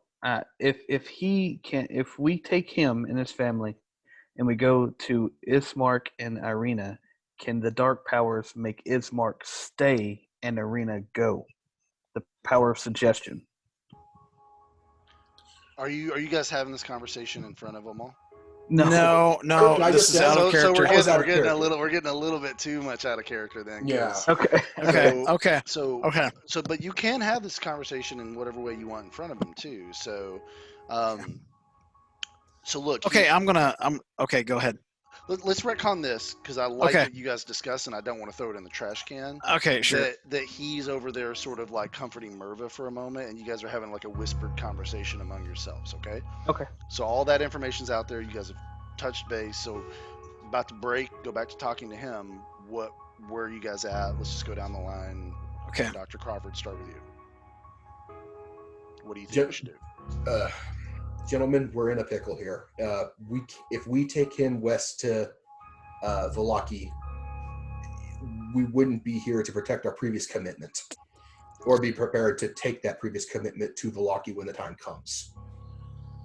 I want you to understand that whatever you gentlemen decide to do, I'm going to support you as best I can in that decision, as I feel responsible for you being stuck in Barovia. But I would counsel you don't do anything stupid. Okay, Nico? Okay. Doctor, I agree with your assessment, but there is a mental condition here. There are multiple factors going on. He has been deposed, he has been ordered to be executed, and he also must flee for his life. And yet, we still have other commitments with Irina and Ismark. So, if there was a way that we could bring them all together as one and assure that Master Kelhaven does not make any action towards Ismark, that we inform him what will happen, what is Strahd's orders on the way to meeting Ismark, that Ismark is the new Burgomaster. Uh, by birthright, for now, just to appease Master Kelhaven, and to make things not so edgy, because we've all had enough edge for one night. So we're going to take this man and anything he wants, anybody he wants, and with him, and especially his daughter and brother. And we will go to Ismark, and we will say, "You're the new Burgomaster. We're going to go out of town for a while. We're not going to be specific, and we will just say this is the plan. Congratulations on your new village. May it serve you well." Okay. Disdain. I definitely see Dr. Crawford's side. We need to abide by that, but I also gotta state that with the child involved, we at least have to make sure she's safe. There can't be another dead child on our watch. Rhogar? Yep. So he's hearing all this, right? No. This is you guys kind of doing a little aside. Whispering, very quiet whispers. I like the idea of taking this guy, Amal, and seeing if his dark powers can help us persuade Ismark and Irina to work our plan the way that we're doing it. Okay. So, so at this point, Amal comes back over. He says, "Thank you again for telling me about the order from Count Strahd. I seek your counsel on what should be done next, though I think I already know. And so, how much of what you guys just discussed do you reveal to him?" Step back. I think I've talked enough for a little while. I'm going to let Nico and Disdain and Rhogar do some talking. But like, do you guys tell him kind of what you think the different options are, or do you guys only tell him one thing? Like, what do you guys want? No. Nico's going to say, "Here's the plan. It is very important that you gather everything that you consider sacred to you, everything that you love. I have, as a member of the Vistani, excuse me, with the Nayat tribe, I have extreme skill in disguising you and everyone you love as someone different. Even though that we may be seen coming from your home, maybe it will not be you that the entire village sees as we leave this place, because everyone heard you're to be executed, and everyone saw this very group coming up to the hill. So it is my recommendation that I disguise you and your party, join with us, and let's go talk to Irina and Ismark." You would go through great effort to protect me and my family, and I have no doubt in your skills to disguise us. I also have no doubt that we could pass undetected from the citizenry, but I have no delusions that such a disguise could protect me from the gaze of Count Strahd. Master Disdain, I'm curious what your counsel would be. I would think that you need to get out of here as quick as possible. You need to save your daughter and keep your family alive, because he will be coming with a vengeance. And The only thing I can think of that maybe would stay his wrath is trying to understand his intent. I believe you've done something in your term as Burgomaster that he felt got in his way. Now, out of character, Zoc, do you really think that? Out of character, yes, because he pissed off Rhogar and Disdain by trying to take their weapons. And since No, I get that, but do you? What did he do you against think Strahd? Why Strahd is ordering his execution? I think Strahd ordered his execution because Strahd perceived Burgomaster Kelhaven is getting in our way, and Strahd wants us to take care of Irina. Exactly. Yeah. So the whole reason Strahd wants to kill him is to make y'all's job easier of getting Irina out of town. Precisely, right. which is why I'm hoping if he just gets the F out of Barovia to where he's no longer has any real influence or anything like that, Strahd just won't care what happens to I him. I Maybe. pick up So- what you're laying down. So you're saying if he just gets out of Ismark's way, so Ismark can be Burgomaster, Yeah. Strahd actually doesn't give a fuck about whether he lives or dies or whatever, And to right? be honest with you, That's right. Rocky, just so that you know I'm not trying to like pull a fast one on you, I'm Mhm. also trying to do this without him knowing. No, I But get we've you. been helping I'm with Ismark. you. We're on the same page, bro. I get it. I like it. I'm just trying not to lie while I'm doing it. Is all. Oh, I love it. I love it. Okay, let's get back in character. So Amal looks at you, Rhogar. He says, "And you, my dragonborn friend, what would your counsel be?" Well, honestly, when we first met, I wasn't a big fan. But after seeing your family and your daughter, I feel for your safety. And the dark powers you talked about, I think you said they were to the south. Your masters. In Mount Gacus, Could they keep set you answers, safe? so my masters reward ingenuity and strength. If I go to them petitioning for simple protection, I will be turned away. But they will aid me if I try to survive on my own. I have no doubt. I simply more worry for my daughter. I cannot. She does not worship dark powers. She's a little girl. I have to decide what to do that will protect her, and I worry that Count Strahd would have her taken as well.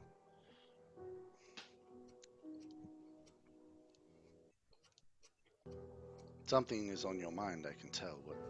What are you thinking? Please, you will not offend me with anything you say. Uh, There is no easy answer.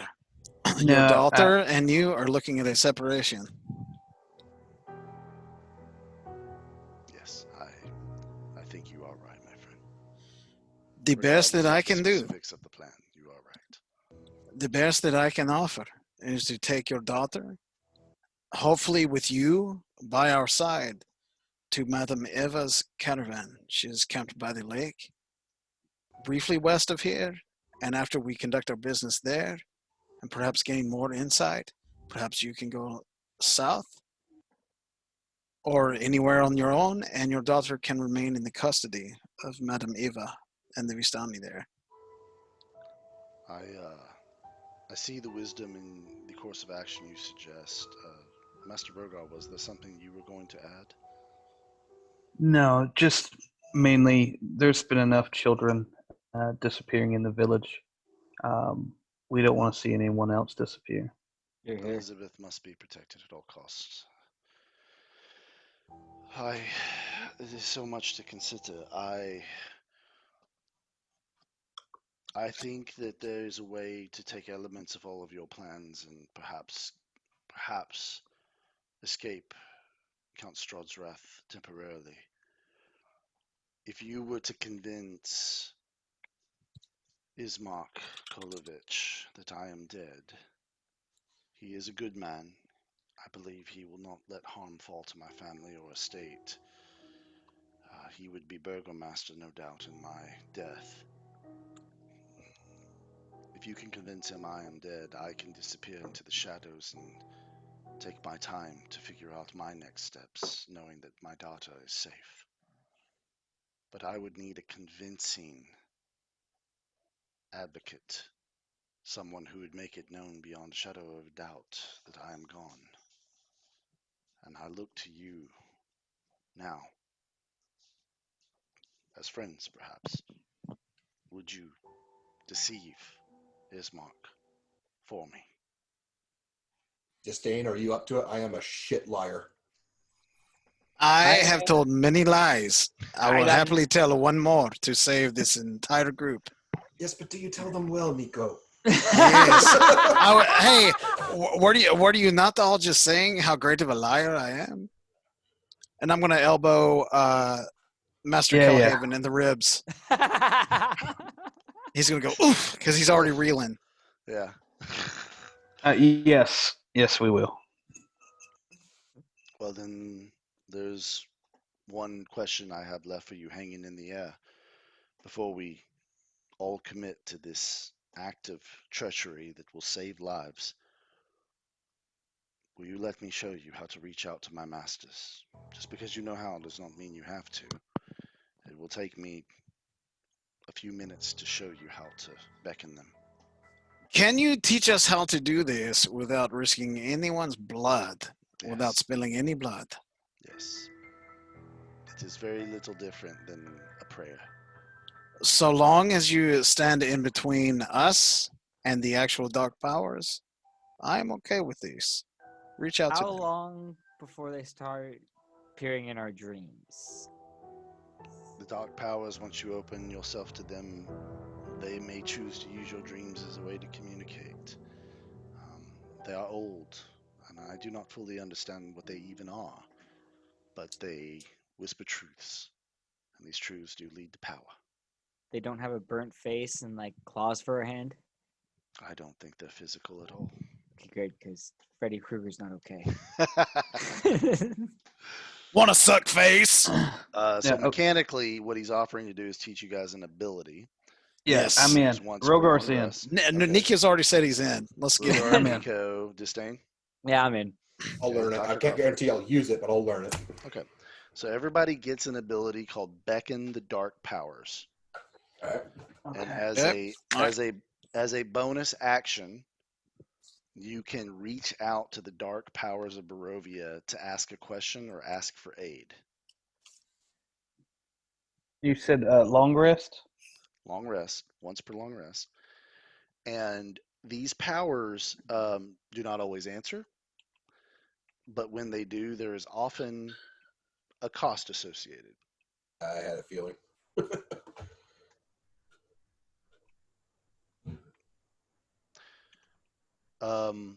So what did they Amal, do? I'm sorry, I missed it. What did they do? So, We can just. so once per long rest, you can beckon the as a bonus action. You can beckon the dark powers to answer a question or aid you in some endeavor. Okay. And when you do that, they sometimes don't answer at all. And when they do, there can be a cost associated with that help. Can or is? Can. Okay. It's all dungeon master discretion. Of course it is. You can certainly try to beckon these. Just remember But, what happened to Olaf whenever you try to use that ability. Hey, the dark powers are union, and they're on break right now. So Amal has another drink of bourbon or brandy, and he comes back and he puts his hand on the table, and there is you notice a signet ring on his finger, and what you notice about it is that it's like a coat of arms, but there's actually in one of the four corners of the shield of the coat of arms, there's actually a windmill. And he looks up at you. He says, "Dr. Crawford, I wonder. You once were willing to take a blade to a friend to save others. Would you take a blade to me to save my daughter? Your ruse to Ismark must be so convincing that even Count Strahd will temporarily be misled."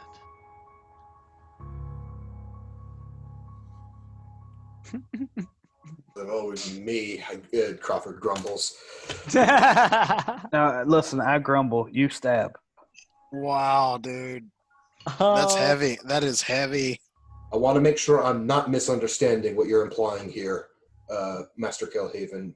What is it you want me to do? I want you to sever my finger that has my signet ring of my family, and I want you to take it to Ismark Kolovich and say you have executed me by order of Count Strahd, and that you also petition him as the new Burgomaster to leave my family alone.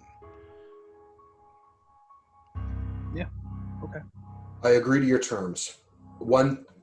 I would ask one question though before we do this, because once I sever that finger, you're probably not going to be in much of a mood to talk. I have one final question I'm hoping to have answered before we part ways for the evening. If you don't know anything about this person, then by all means, just say so. That'll be the end of it. But if you do know anything about this person, I would like you to tell me everything of importance that you know about her. Have you ever heard of a woman who supposedly lives in the town of the city of Alaki named Lady Voctor. I know something of Lady Wachter. Lady Wachter is an of old blood. Her family has had wealth and influence in Barovia since its inception. She is known, and her family is known, to be Strahd loyalist. Um, I've heard rumors about her, but very little more. Um, but her faithfulness to Count Strahd is unquestionable. Thank you for your honesty. That I had suspicions myself, but that confirms them. All right. I'll need something sharp, and I guess I'll take the. What was it? He said he handed to me a dagger. Was it a sword? Mm-hmm. Dagger. All right. Oh, that was you, right? Rhogar, you handed him something? No, but Weapons I are didn't- out I didn't- in the foyer. Was it? I think it was. yeah. Can I whip out my deed and call my sword to me and chop his finger off with it? You want to get No. some action in? No, sir.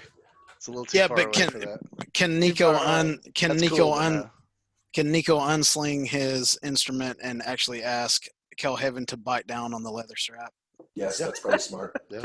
Crawford's expertise is not medicine, so this is going to be just. It's going to be bad. Yeah. Like I'm going to try to make the cut as clean as I can. He I reaches guess. in his cloak and he pulls out this vial of red liquid and uncorks it and sort of he bites down on the strap and he's like, "Do it." I take the weapon. I hold his hand out, and I do my work as Okay. quickly as I can. I'm trying He to. grunts in pain. He bites down on the leather. Blood squirts out into a pool under the table. The finger rolls away with the signet ring, and he drinks very quickly the Alright. potion and then pours it on top of the finger. And you watch as it knits closed. And he's grunting and breathing heavily. And you're right, he does not look like he's in the mood to talk to anybody. He says, "It is done then. You've proven your friendship to me, and I will not forget it." Just as a mechanical question, can I use lay on hands to make his finger come back or no? It doesn't Okay. regenerate lost limbs. It does heal Okay. damage, but not lost limbs. So you could cauterize it for the guy. I mean, he's sitting there squirting. Well, I think that's what the potion kinda was. did that, yeah. Yeah, Okay. that's what I was alright. asking. He walks back over to Merva and sort of gives her like a hug, and he turns back and he goes, I cannot send you away without reward for your kindness to me this night. I want to give you something. And what I'm going to do is I'm going to give you guys 2 rolls. You guys decide who rolls. I'm going to give you 2 rolls on this treasure table. Can we use inspiration on it? Yeah, you Yeah, still if you got want. it. Yeah, you still got yours. Okay. Yeah. Yep. If we get something that we don't like, I'll use my inspiration, guys. All right, so then Well, you if that's roll the it. case, you got to be the roller. Yeah, then you Yeah. So roll who one is of them. two people are rolling? Okay. Who's rolling? I'll be one of them.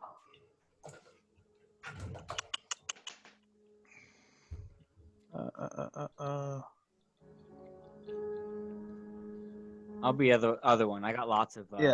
Yeah, go ahead. I got lots Go of ahead, go ahead. inspiration, so. Roll good. I don't want to waste mine. I like using mine as like. Dude. a Captain Oh, America shield. I thought you got 17 there. So you got the oil of sharpness. The hell does that do, Rocky? Well, shit. Of course, you'd ask me that. I forgot what it does. Hold on. Well, it sharpens things. It's good, but let me tell you the specifics. Just one. The second. smoke point is 460 degrees on it, which means you can fry some killer chicken in it. I'm thinking it's more along the line. See, now keep in mind while he's looking this up, I actually have 2 +1 swords. I have the windmill, and then I have another one from the last loot table. So This clear gelatinous oil sparkles with tiny ultra-thin silver shards. The oil can coat 1 slashing or piercing weapon or up to 5 pieces of slashing or piercing ammunition. It takes a minute to apply, but when you're done for 1 hour, the coated item is considered magical and has a +3 bonus to all attack and damage rolls. Dang, dude. And there's 5 uses. Now, you said it was silvered shards, was it? So it would count as silvered and magical if you apply. Oh, Damn. give that thing to Rogar, dude. Give it You to wanna Rogar. keep Just it? pass Alright. it. yeah, I Just think we pass it. keep that. I think Just we keep pass that. it. So this is kind of out of character, I'm thinking, but we're in like a Dracula setting, basically. I wouldn't put it past Rocky to throw werewolves at us at some point. Yeah, no. That's what I'm saying. We keep silver. Well, somebody is a recovered werewolf. I said out of All right. character. Well, he's out of character too. I am not trying to offend Disdain. So you get one more. You get one more roll. Who's going to do that one? I'll do it because I can use I'm going to use inspiration if I get something bad. Nice. So you gave that oil to Rhogar, or you kept it Disdain? Yeah, I'm giving it to Rhogar. All right, so add that to your sheet. Add it to the sheet, Rhogar, right now. Here's my first Stop roll. sitting there. Doing it. 12. What is 12? Oh, Okay. holy shit. Leather Hook armor it up. +1. That's you. That's Yeah, you. okay, this is me being greedy, I guess, but I would like to keep the leather armor +1 to give myself a flat boost to my survivability, considering I've been playing Dr. Crawford as a sort of frontliner. And Yeah, you've he been, is. and you've been playing the leadest Adam enhancement shaman ever for months and months for the Iron Serpents. So So this isn't going to count against take me in the AQ. You know, it was cancel, way is easier Actually- to get you this No, armor no, than no. it was the chainmail out of BRD, man. That took us a while. Damn ninja. Okay. All right, Listen, so then I got you an armor class of 16, then Dr. Crawford. Zot That wants to sounds hey. accurate. Zot wants to tank now. So Yeah. Zot's tanking. nope. He also gives you the 500 gold for the necklace. Wow, kept the 500. necklace? Okay, good. And That's that gets fine. split between Disdain and Rhogar, so each of you And- get 250. And Nico gets 50. If you want to give Nico some, you can, but that was No. RP reasons for you guys getting it split. So. No, you're Thanks. not getting any. Thanks, Disdain. Appreciate it. You can take 50 from me. I love you, buddy. See that? Look at that. Look at that. Wheezing. Jackass. Just remember, That's- when I end up having sex with that halfling, you better serenade us to bed. All right. Wait, what? Oh happened? no, she's mine, dude. She's mine. Dude, I'm fixing to take Merva on a magic carpet ride. Hey, Rocky, mechanical question for Yeah. the sheet, actually. I'm trying to enter in leather armor +1, Mhm. and it's not upgrading my armor class. Is there a way for me to do that properly? It should, when you put leather armor space +1 in the space, it should do it. But if it doesn't, you can literally just add one to the field to the left, and it would do It's not it. letting me edit the armor class field. Oh, wait, the left of Not the the armor armor. class. Okay, Yeah. where it says 11, let me boost that to 12. Nice. There we go. That did it. Okay. Thank you. Now, since we made it out of the dinner Wait, with the are we- dude's oh, finger Hold and on, not time having to out. actually fight him for it, we have leveled up. Unless we're going to do a level up party. Hey, Wait, hey, synth wave. don't get ahead of me, buddy. Yeah. Don't get ahead of me. So Damn it! It's gonna be another 3 weeks, Enos. Damn you. Oh, Rhogar, I'm sorry you didn't get to beat anything up tonight. oh no, the night is still young. Please, Yeah, what are we please stop. talking about? Hang on a sec. Yeah, it's just 10 o'clock. We got plenty of time all right. Yeah. to kill something. I know we're kind of half breakish kind of thing. Now, I have Half an break. extra +1 longsword just so we're clear. I have 2. Mhm. Does anybody have need of that? I Does can't use it. anybody not have a +1 weapon? Enos and I do Rephrase not. that. I do not. Yeah. I do not have one. I Because can't the use +1 lets you bypass enemies that have resistance to non-magic damage. So like Yes. the Spectre, Miss Julie, we wanted to use magic weaponry against her. So if you don't have a way to do magic damage, I would suggest you take that extra +1 sword. Yeah, give me that because I just have my rapier that's on the table in there. Well, the- at this point, you guys have gone back to the lobby. Yeah, You've we gathered can up your we can do all that in a minute. equipment. Yeah. okay. And do we still have the necklace or did he take it? No, he took it. He gave you He took 500 gold. Okay. And 50 to Enos. Thanks, Disdain. Yeah. Appreciate Nah, it. Recorded. I- Recorded. yeah, I no. would recommend make sure you update your character sheets because if you forget to, it sucks later when like Yep. 10 sessions later you're like, oh shit, I forgot I got that gold way back when. So Yeah, no, I've got Um, it. I've got to get better at doing it online though. But anyway, carry on. all good. 10 seconds, gentlemen. I'm sorry. No worries. Yep, No That's worries. fun. While he's doing that, I'll just ask: is there any kind of roll we can do on the ring? Which ring? The windmill signet ring. Yeah. Oh, Yeah, the the- one that's on the finger still? Yeah, yeah. What kind of roll you want to do? Well, more Yeah, information just about just it, a roll. Arcana Roll a about it. history roll, I got or Arcana. do you want to roll an Arcana roll? Like what? You have to have I the think skill to Arcana. do I it. think Arcana comes first. So, Disdain, Okay. you want to roll? Check it out and see what's Yes, up. I do. All right, give me a roll. Yeah. So I mean, I feel like we left that on the table there. We at least we have a You took it. deed and a sword. No, I meant the idea of it. We have a deed and a sword, all with the same logo. We might as well see what this is. Okay. It's 23 on the Love Arcana. Come on. So it actually does confer a +1 to armor class to anyone who wears it. Oh, yeah, oh. give me. That's Rhogar again. But you recognize that if you take the signet ring off the finger, then you would just be presenting a finger. They don't have CSI Miami back in this time, do they? No. You No. can't like fingerprint it to know You it need the was, glasses of what's his name? Yeah, Frickin' well, Yeah. Hey, listen. I've got a plan. Let's just leave the ring where it's at, and we'll see what happens. Trust me. Well, I know. I just want to see I've what got it a plan. was, so we because I need all the windmill equipment. I've got a plan. All right. Let's go. Well, all right. So we're in the lobby. The house people. Where are they at? The kids in upstairs, right? Yeah, you haven't seen the kid or Constable Payne for a while. You're in the lobby with you got Amal and you got Merva, a couple servants every once in a while on the outskirts come in and out, guard every once in a while, but for the most part you have privacy. Gotcha. Dude, I love Amal Kelhaven now because he kind of reminds me of Daniel Day-Lewis, who is the greatest actor of all time. He is the greatest actor. I just He's want to so good. say. All right. What else do So- you guys want to say or do with Amal before you leave? All right. So we've just let me recap just so I'm clear because I knew we threw a lot of ideas out there. Mhm. We have got his severed finger that we're going to Ishmark with. Did we not tell him that we were going to take his daughter to the Vashani? You threw We it out did. as an idea, but he fired back that if it's believed that he's dead, she'll be safe. If Ismark Okay, will guarantee it. That's where I was confused. I'm sorry. Okay. So they're just all going to hole up in this house here for. You don't know what his plan is. You just Okay. know that he's gonna stay hidden. Take care of it. Okay. Is he going Yeah, to take care of his family? If you convince Ismark that he's dead, that will convince Strahd he's dead for a little while. He doesn't have any aspirations Strahd's going to stay fooled, but he thinks Ismark can be fooled, and that Okay. will buy him some time. Good enough. Okay. All right. Onward with the liar. Go ahead. The whole village saw us go up here, so let's go.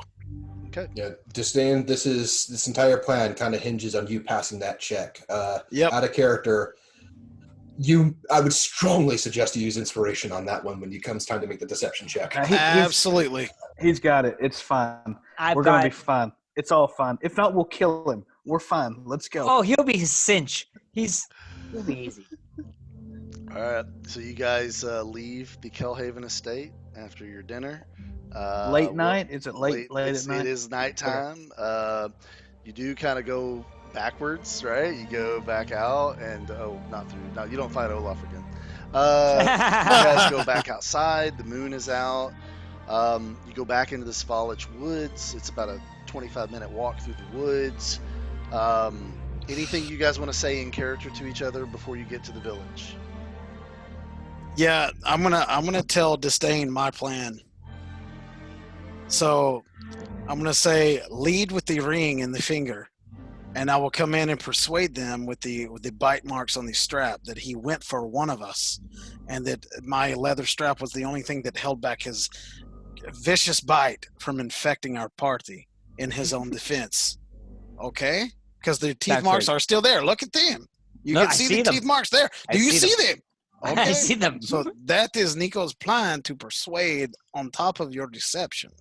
And hopefully with that, we will win. Sounds good, Nico. We got Thank you for the 50 gold. Thank you. So you guys get through the woods again, and as you get through the woods, you make your way through the village. Everybody's kind of turned in for the night as far as you can tell. But eventually you find yourself on the opposite side of the village where you're back at the Kolovich estate. And as you're walking up towards the Kolovich estate, you see a crowd of villagers have gathered, and they have pitchforks and they have torches. And you see Ismark in front of this crowd, and he's talking in a way you've never heard before, because you guys have interacted with Ismark before. He's kind of, you can tell he's kind of stressed out. He's kind of like in his own head a lot. But you haven't seen this version of Ismark because you remember his father's now been buried properly. You helped get Father Donovich sort of back in the game. Got his father's body secured so it can't be raised as an undead. So that's off his plate now.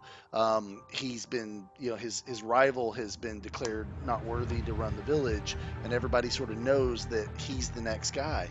And so you watch as Ismark is standing in front of this crowd, and he's sort of like cheering them on, and he says, "My friends, I do not believe that execution is the right thing for Amal Kelhaven, but he is a murderer.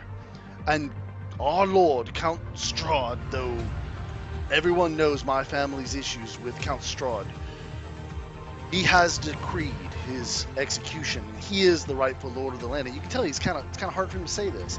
He's like, "We must go apprehend Amal and put him to trial.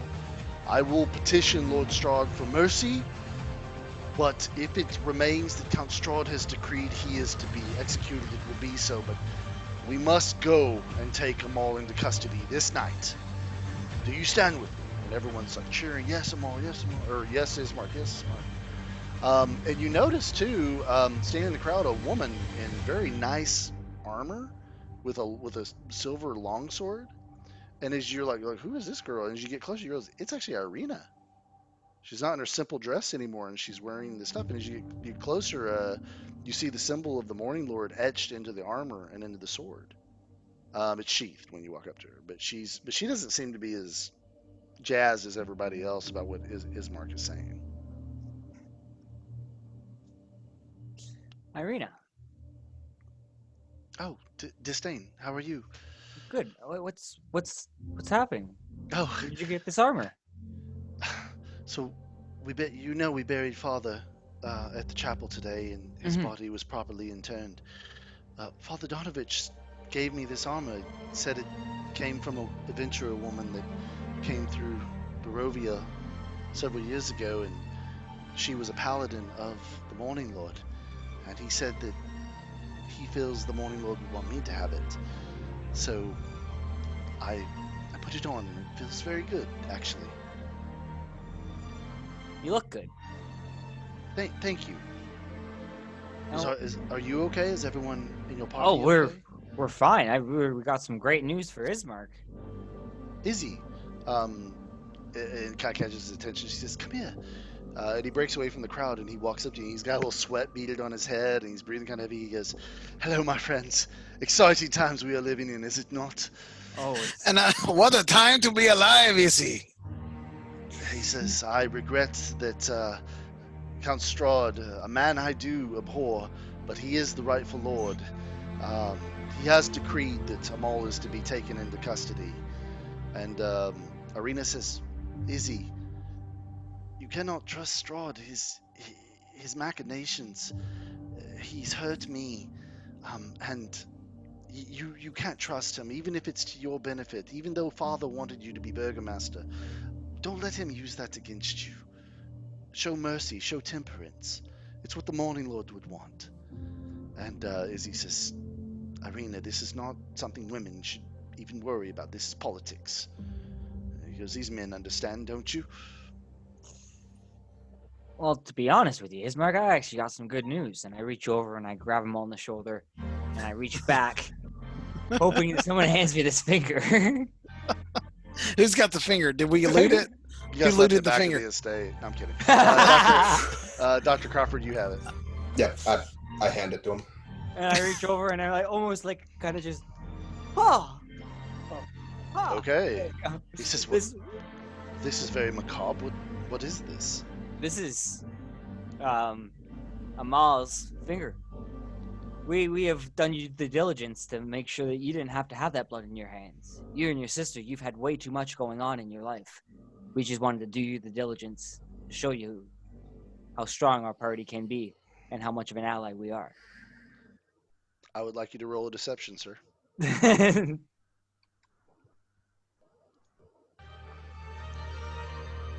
This is gonna determine a lot of shit.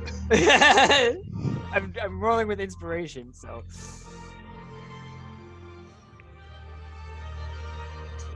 Damn it.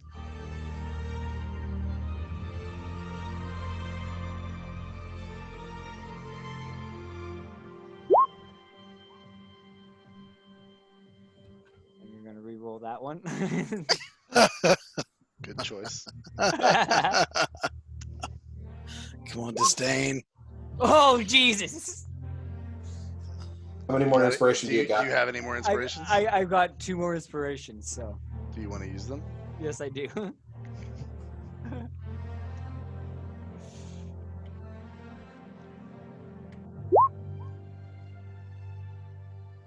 19. That'll do it. That'll do All right. it. Yes.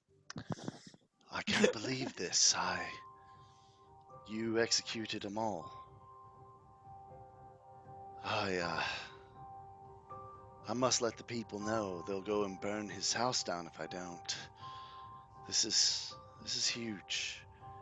I will wake up in the morning and I will be Burgomaster of Barovia as my father would have wanted. What can I do to repay you?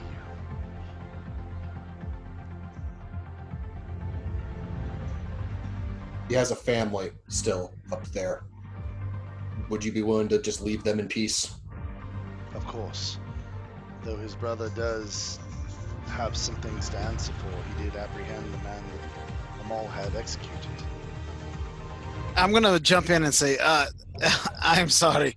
There may be some lost in translation issues here. Dr. Crawford said the family of Amal Kelhaven, that you would leave them in peace, and I do believe that encompasses his brother Thane. It does. And it Yes. is. If it was anyone else asking me this, I would decline. But you have proven yourselves to be great friends to my family and to our village, and you have done a great deed.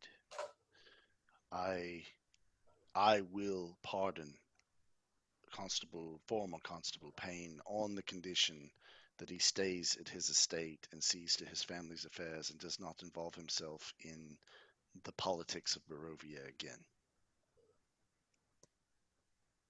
I'm sure That is fair. Yeah. That is fair. And I wonder too if you have given more thought to what I have asked of you before regarding my sister.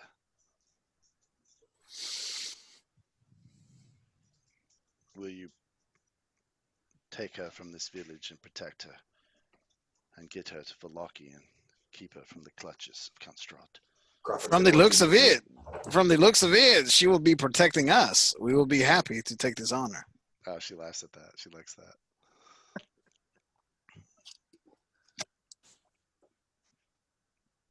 Is that Yes. the answer for the party?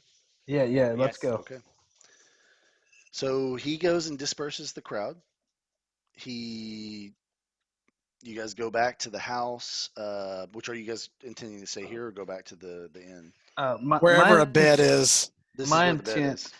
All right, yeah, we definitely want to do that. But Okay. I would like to ask, once he's done with the Yeah, finger, if we it's can just have the you ring. and her and the house. Okay.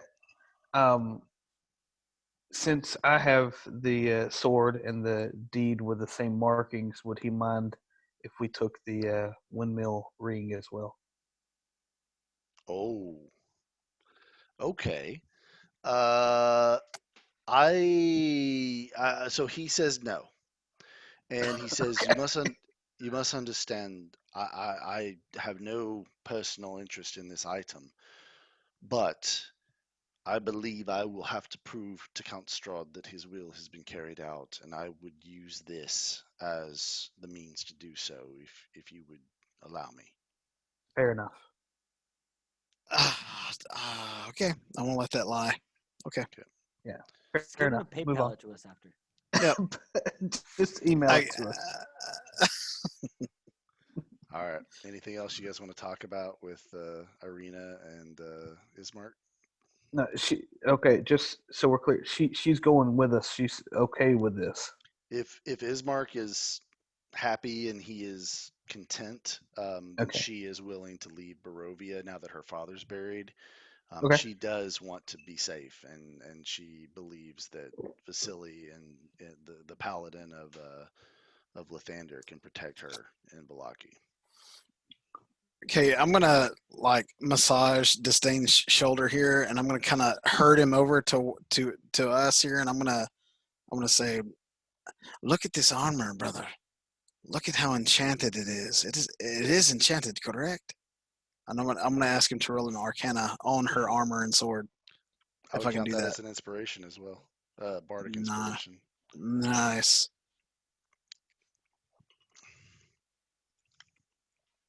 It is so beautiful. So that means it's We got to find out because she's about to hit the open road with us, dude. We got to know if she's packing heat or if it's just Bardic if it's just one of gives those. me inspiration. Sorry, advantage, right? No.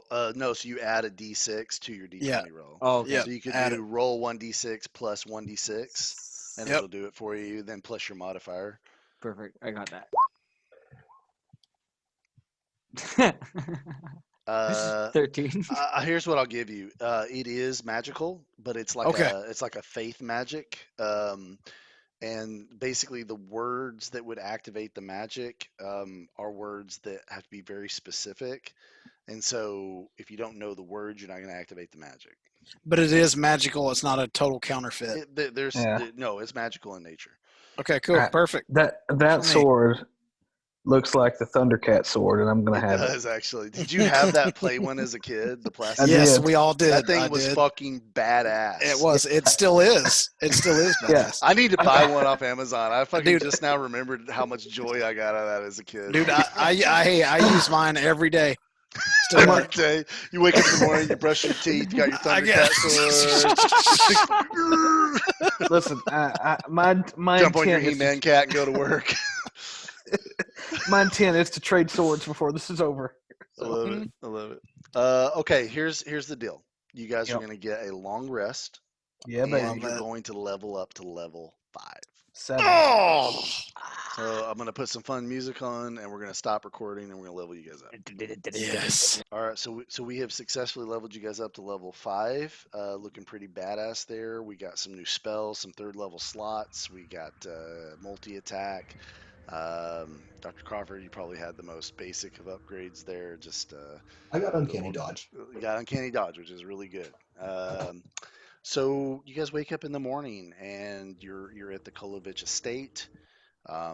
Irina's already kind of packed. She seems to be a little nervous. Ismark says his goodbyes, says he has to go talk to the village, has got to a lot to do, no, understandably so. And you find yourself standing in front of the Kolovich estate with Irina. So what do you want to do?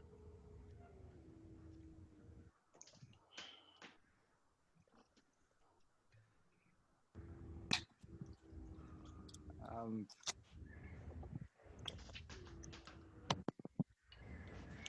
well, I personally think we need to go and make a stop off at the Fisani camp. We've been trying that for a couple ways, so I think Hmm. Okay, so we're going to And- leave Barovia Village, Mhm.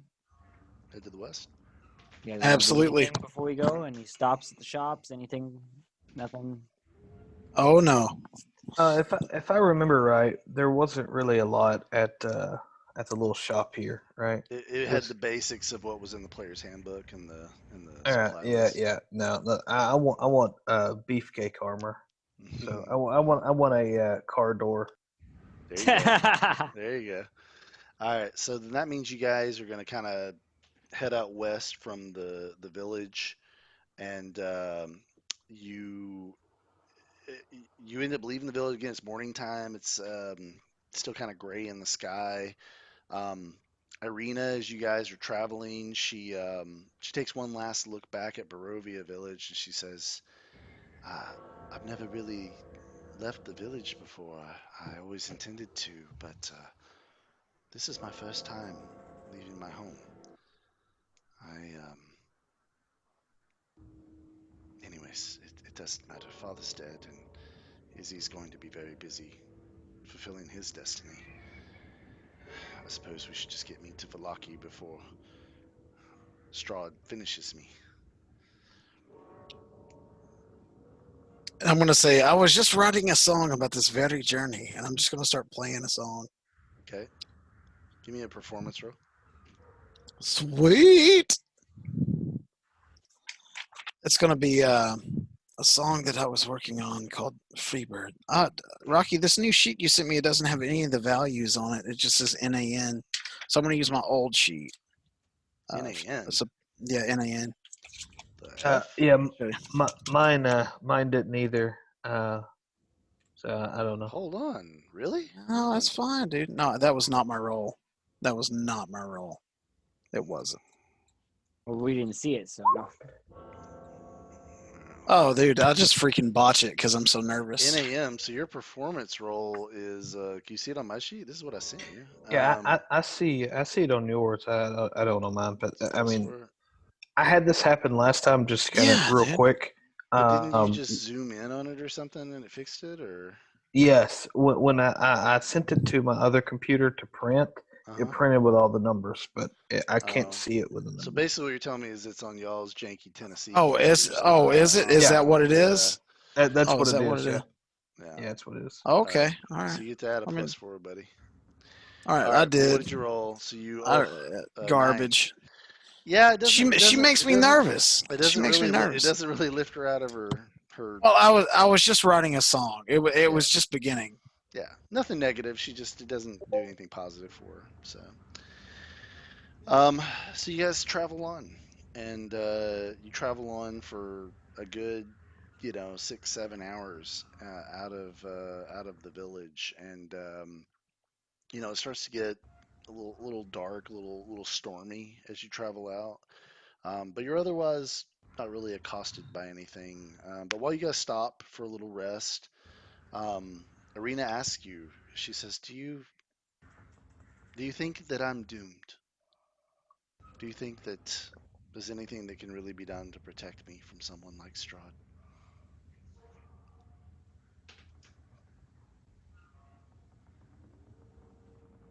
Mm.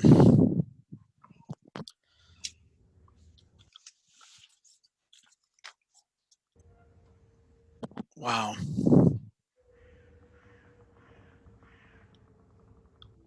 Of course, I'm gonna jump in and say, of course, there is always hope. We met Strahd once. He wasn't too scary. You met Count Strahd von Zarovich? It was in my dream, but it was terrible. Give me a deception roll. Always lying. That character is really cool. He's always protecting children and lying. Yeah.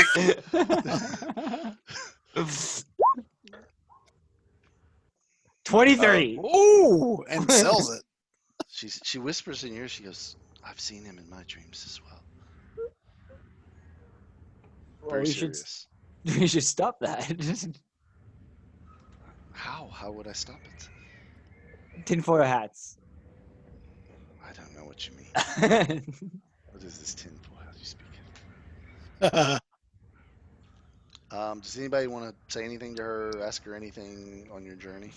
No, I'm going to jump in and say all my good friend Disdain is trying to say is that there is always hope, and if you focus too much on the outside that is trying to push into you, you should throw that away. You are the commander of your own destiny. You are with us now, and we are all together, and we will do our very best to help each other out, wherever we may find the road leading.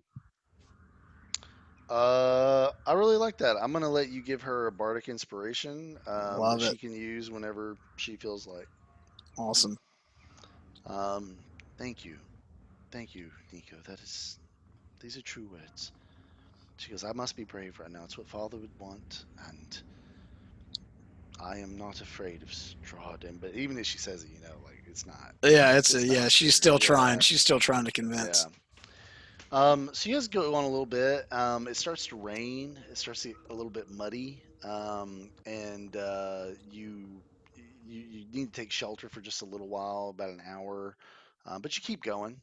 You keep pushing it, and as the evening waxes on, you find yourself coming to a crest on the road, and there's some woods, and there's the river.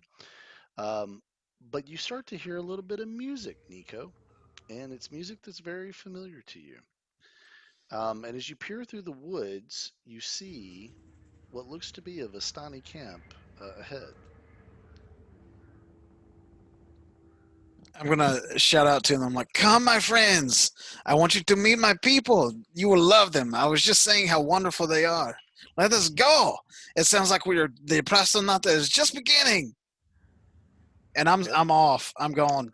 I'm gonna give you inspiration. By the way, I really like that you called it what it is. I know you've been doing your research. I love it. All right, are you guys following Nico, or what are you doing? I'm chasing after Nico. Yeah, I'll go. I'll go All with right, Nico. Yeah. Dr. Crawford. Okay. So you guys start running down the hill, and Irina's like, "Wait, what are you doing?" And as you're running down the hill, all of a sudden, a man comes twirling out from behind a tree and dips himself into a deep bow. And another woman comes from around another tree, sort of spinning with this colorful dress. And they stop and they say, "Hold, strangers, what are you doing here?"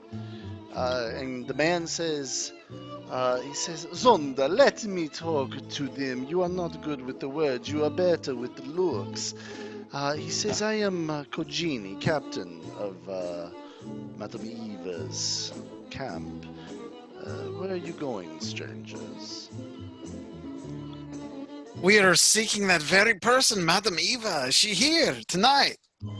"Ah, yes, brother, many seek Madame Eva, for none have the sight greater than her, but you would understand that some seek her harm, and we need to be careful of such things.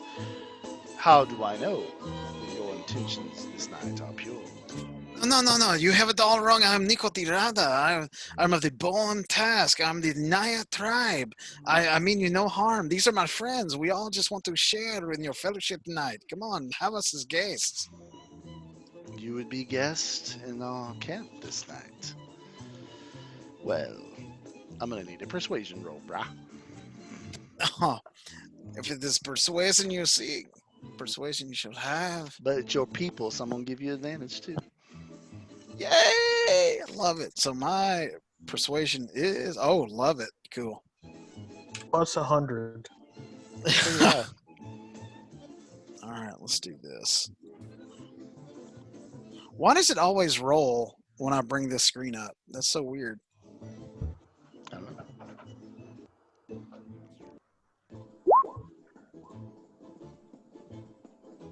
Hot damn. A 19 and an 18 plus 6. You nail it.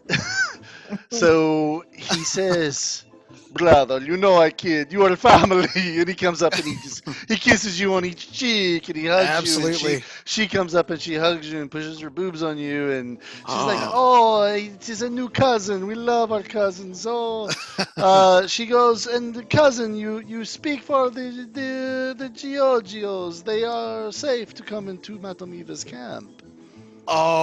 these are the greatest Georgios I've ever met. They are so wonderful and they are full of life. They have much to bring to the party tonight.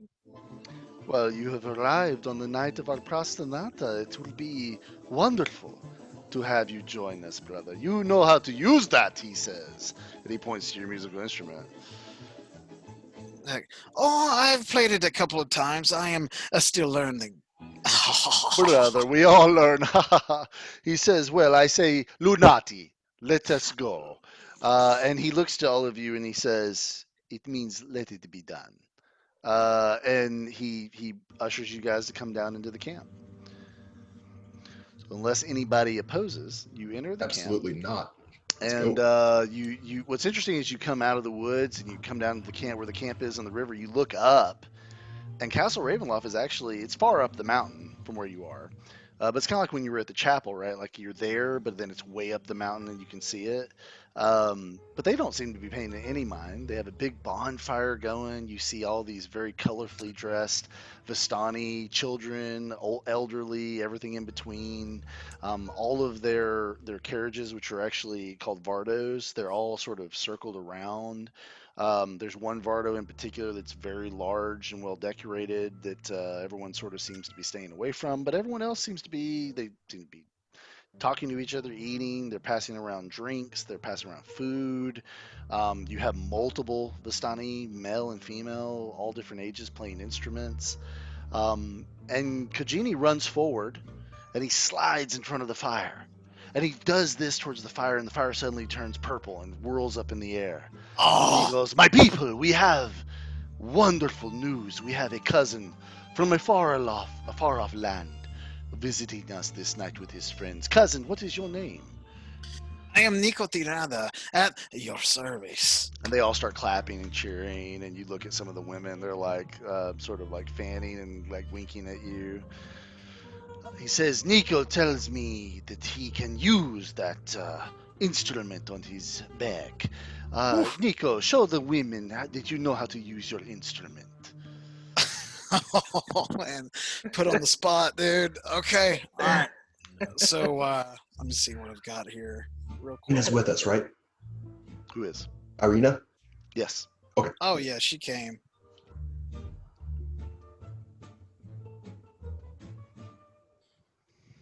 God, dude. Okay, so I still don't have Rocky that spell that I can make lights appear and stuff and dazzle.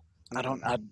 Dude, I've got to look at that. I've got to take that at some point because that's my razzle dazzle, McFrazzle. Okay. Well, you can just do a ability. straight All right. performance. All right, let's do that. Well, no, that's the wrong one. Did not do that. There it is. Come on, baby. Nat 20. Oh my God, that is the perfect moment to roll an nat 20. This is why I love D&D, man. You cannot plan for that shit. Mm. So Nico, he says that, and you just step forward and you just whip that thing out, man. And you just like, what in your mind does that look like? What's a perfect answer to that challenge look like with your Okay, instrument so at that moment? it's very fast at first, and then I slow down, and I'm gonna take some incense out of my entertainer's pack, and I'm gonna put it in the fret in the tuning keys, and I'm gonna light it, and this Okay. incense is starting to swirl around my instrument, and I'm just gonna start plucking it like it was a fresh prairie chicken, free range, Okay. of course. Are we going more intense and fun? Or are we going more? Okay, so am I part of the Prestonata, or am I part of the No. beginning As of right now, no. ceremonies? Right now, you're basically the beginning ceremony. They're looking Oh, at you yeah. to kick them Okay. off. So All right, so my team, we just came off of a big victory where it's new, so it's going to be very light and fresh, very crispy tunes, lots of medallic swoons and swirls, and it's going to be great. It's a crescendo of happiness. all right. So you start this very happy tune. It's very high energy. Everyone jumps up. They start grabbing dancing partners. Every single one of you has a Vistana run up to you and grab your hands. That's a good thing. You have Disdain. You have Zonda. She comes up and grabs your hand. Dr. Crawford, an older Vistani lady, comes up and she sort of like saunters up to you. Rhogar, a little boy, comes up to you with his sister, and they each want to grab your hand. And then Kojini goes and grabs Irina. And so what I need each of you to do is roll me a performance check at advantage for your dancing skills. Oh, this is awesome. And I have reason to believe that What? Disdain, I think, possibly is dancing with the Prestona, which that's a huge pressure on you, dude. Don't flub it. Disdain, you gotta do a nat 20 on this. If this chick is the Prestona, you want to impress her. Dr. Crawford, you sort of step on her feet. You sort of like stumble around. She says, "He's okay. You are not of the people. We don't. We understand." Disdain used advantage. Okay. It looks like. Yeah. Or- And- Do you have performance as a skill? No, I don't. So Okay, sorry. so we'll just take the 10. Okay. So you roll 14. You do okay. You do okay. She's being kind of patient with you. You can tell she can run circles around you, but she's teaching you a couple of the steps, and she's kind of going around the fire with you. It's fun. You're having a good time. Rogar, Did you say 2 or 1? for what? Do, Oh, you do, have I, do two. I, You have the little boy grabbed one hand, the little girl grabbed the other hand, and they're holding each other's hands. So they're trying to so like. do I roll 2 d20s or just 1? If you have performance, you get advantage. So that's 2d20s. If you don't, it would normally be disadvantage. But since I'm giving you advantage, it'd be a straight roll. All right. You're like, like stomping around, and they're like giggling, they're like laughing, they're like, he doesn't know how to do it, Yeah. and Yeah. so they just leave and they start dancing with each other, and you can tell they got way more skill than you. Yes. So yeah, so you guys dance around the fire, and it's really incredible, and as you dance, like, and Nico, you've felt this before, being of the people.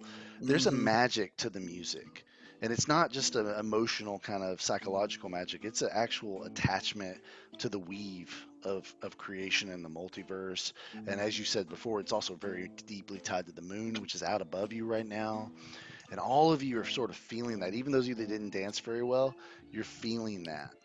And as the night goes on and everyone sort of starts sitting down and breathing heavy from the dancing and the music and the playing, you watch as Kojini steps forward and he says, "Brothers and sisters, as is tradition on this night, I tell the story that we must always tell, the story of the night of folly that happened 1 year ago. I've told you this story many times, but we have friends tonight that have not heard it." And they all start saying, "Tell this story, tell this story." He says, "Let me tell you the story of a man who entered our camp 1 year ago, just as you all have done this night. He was a man like none in this land had ever seen. Power, confidence hung about him like a cloak, and he spoke as one who had slain with naught but his will. He did not want to hear Madame Eva's wisdom. He only cared to know the way to the castle. I myself warned this robed man of the folly he was embarking upon, but he laughed at my warnings as if they were a joke. He also had a bunch of peasant boys with him, and they cheered him on as he walked up to Castle Ravendorf. We had led him to the castle. We even sent a couple scouts to show him the way. And he acted as a man who had an urgency, like he was out of time. I myself, as you all know, followed behind to see what would happen. And they all kind of like nod solemnly. This man, the Mad Mage, we learned to call him, walked right up to the courtyard of Count Strahd's castle and demanded combat with Barovia's lord. And everybody sort of gasped, right? My friends, I, Kojini, have seen many terrible and great things in my days wandering the mist, but nothing could prepare my eyes for what happened next. Count Strahd himself appeared in the courtyard in a flash of lightning. And when he says that, it gives you guys a little PTSD.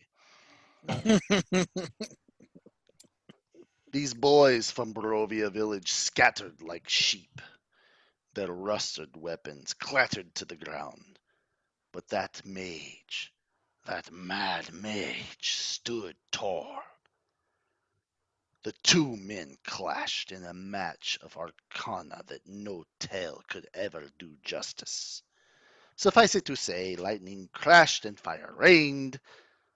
The two figures, I observed, flew into the air and were met blow for blow in the arcane arts.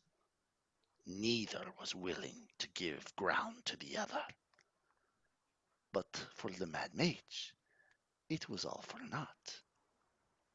Though he might have been Count Strahd's equal in magic, our Lord turned the tide of battle in his favor when he disappeared and reappeared next to this mage and engulfed him in a dark embrace. I ran when I saw the fountain of blood spring from the mighty wizard's neck, and I never looked back. Some say the mad mage survived, but I cannot believe it, and I believe my eyes to have been the last that ever saw that mad mage. And then everybody starts clapping, and he sits down Yep. and story told. So then Gorgeous. the prosonata's kind of over. Everybody's chilling now. Food's getting passed around, bread and some hunks of meat, and there's some music going, but it's not like the performance it was before, And he walks up to his cousin. It is certainly not an accident you have walked into our camp this night. Your party is clearly not of the average sort of this land. As the captain of this caravan, I must ask, why are you here? Oh, Captain, I mean no disrespect, but I think you know that the Xyleave brought us to you. Lunati. Lunati. Well, as you know, Madame Eve, she does not answer to me or to Xander or anyone else here. She is the oldest of the Vistani. She is the wisest of the Vistani, and she has not left her Bardo for many, many moons. I cannot allow you to go knocking on it. It would be inappropriate. So you can stay here tonight, and then be on your way in the morning. She cannot be bothered. And as he says that, the door of her Vardo swings open, and this old woman stands in the doorway with a deck of cards in her hands, and she says, "That'll be enough, Kojini. It is time for me to speak with your cousin and his friends." And that is where we end tonight's session. Yes. Yes. Oh, that's so awesome. You are the best DM on the planet, dude. That was supreme. Oh, that was so awesome. Good job, buddy, writing tonight, man. Hey, you guys All too, of it man. was Y'all awesome. did awesome. It was All great. of it was great.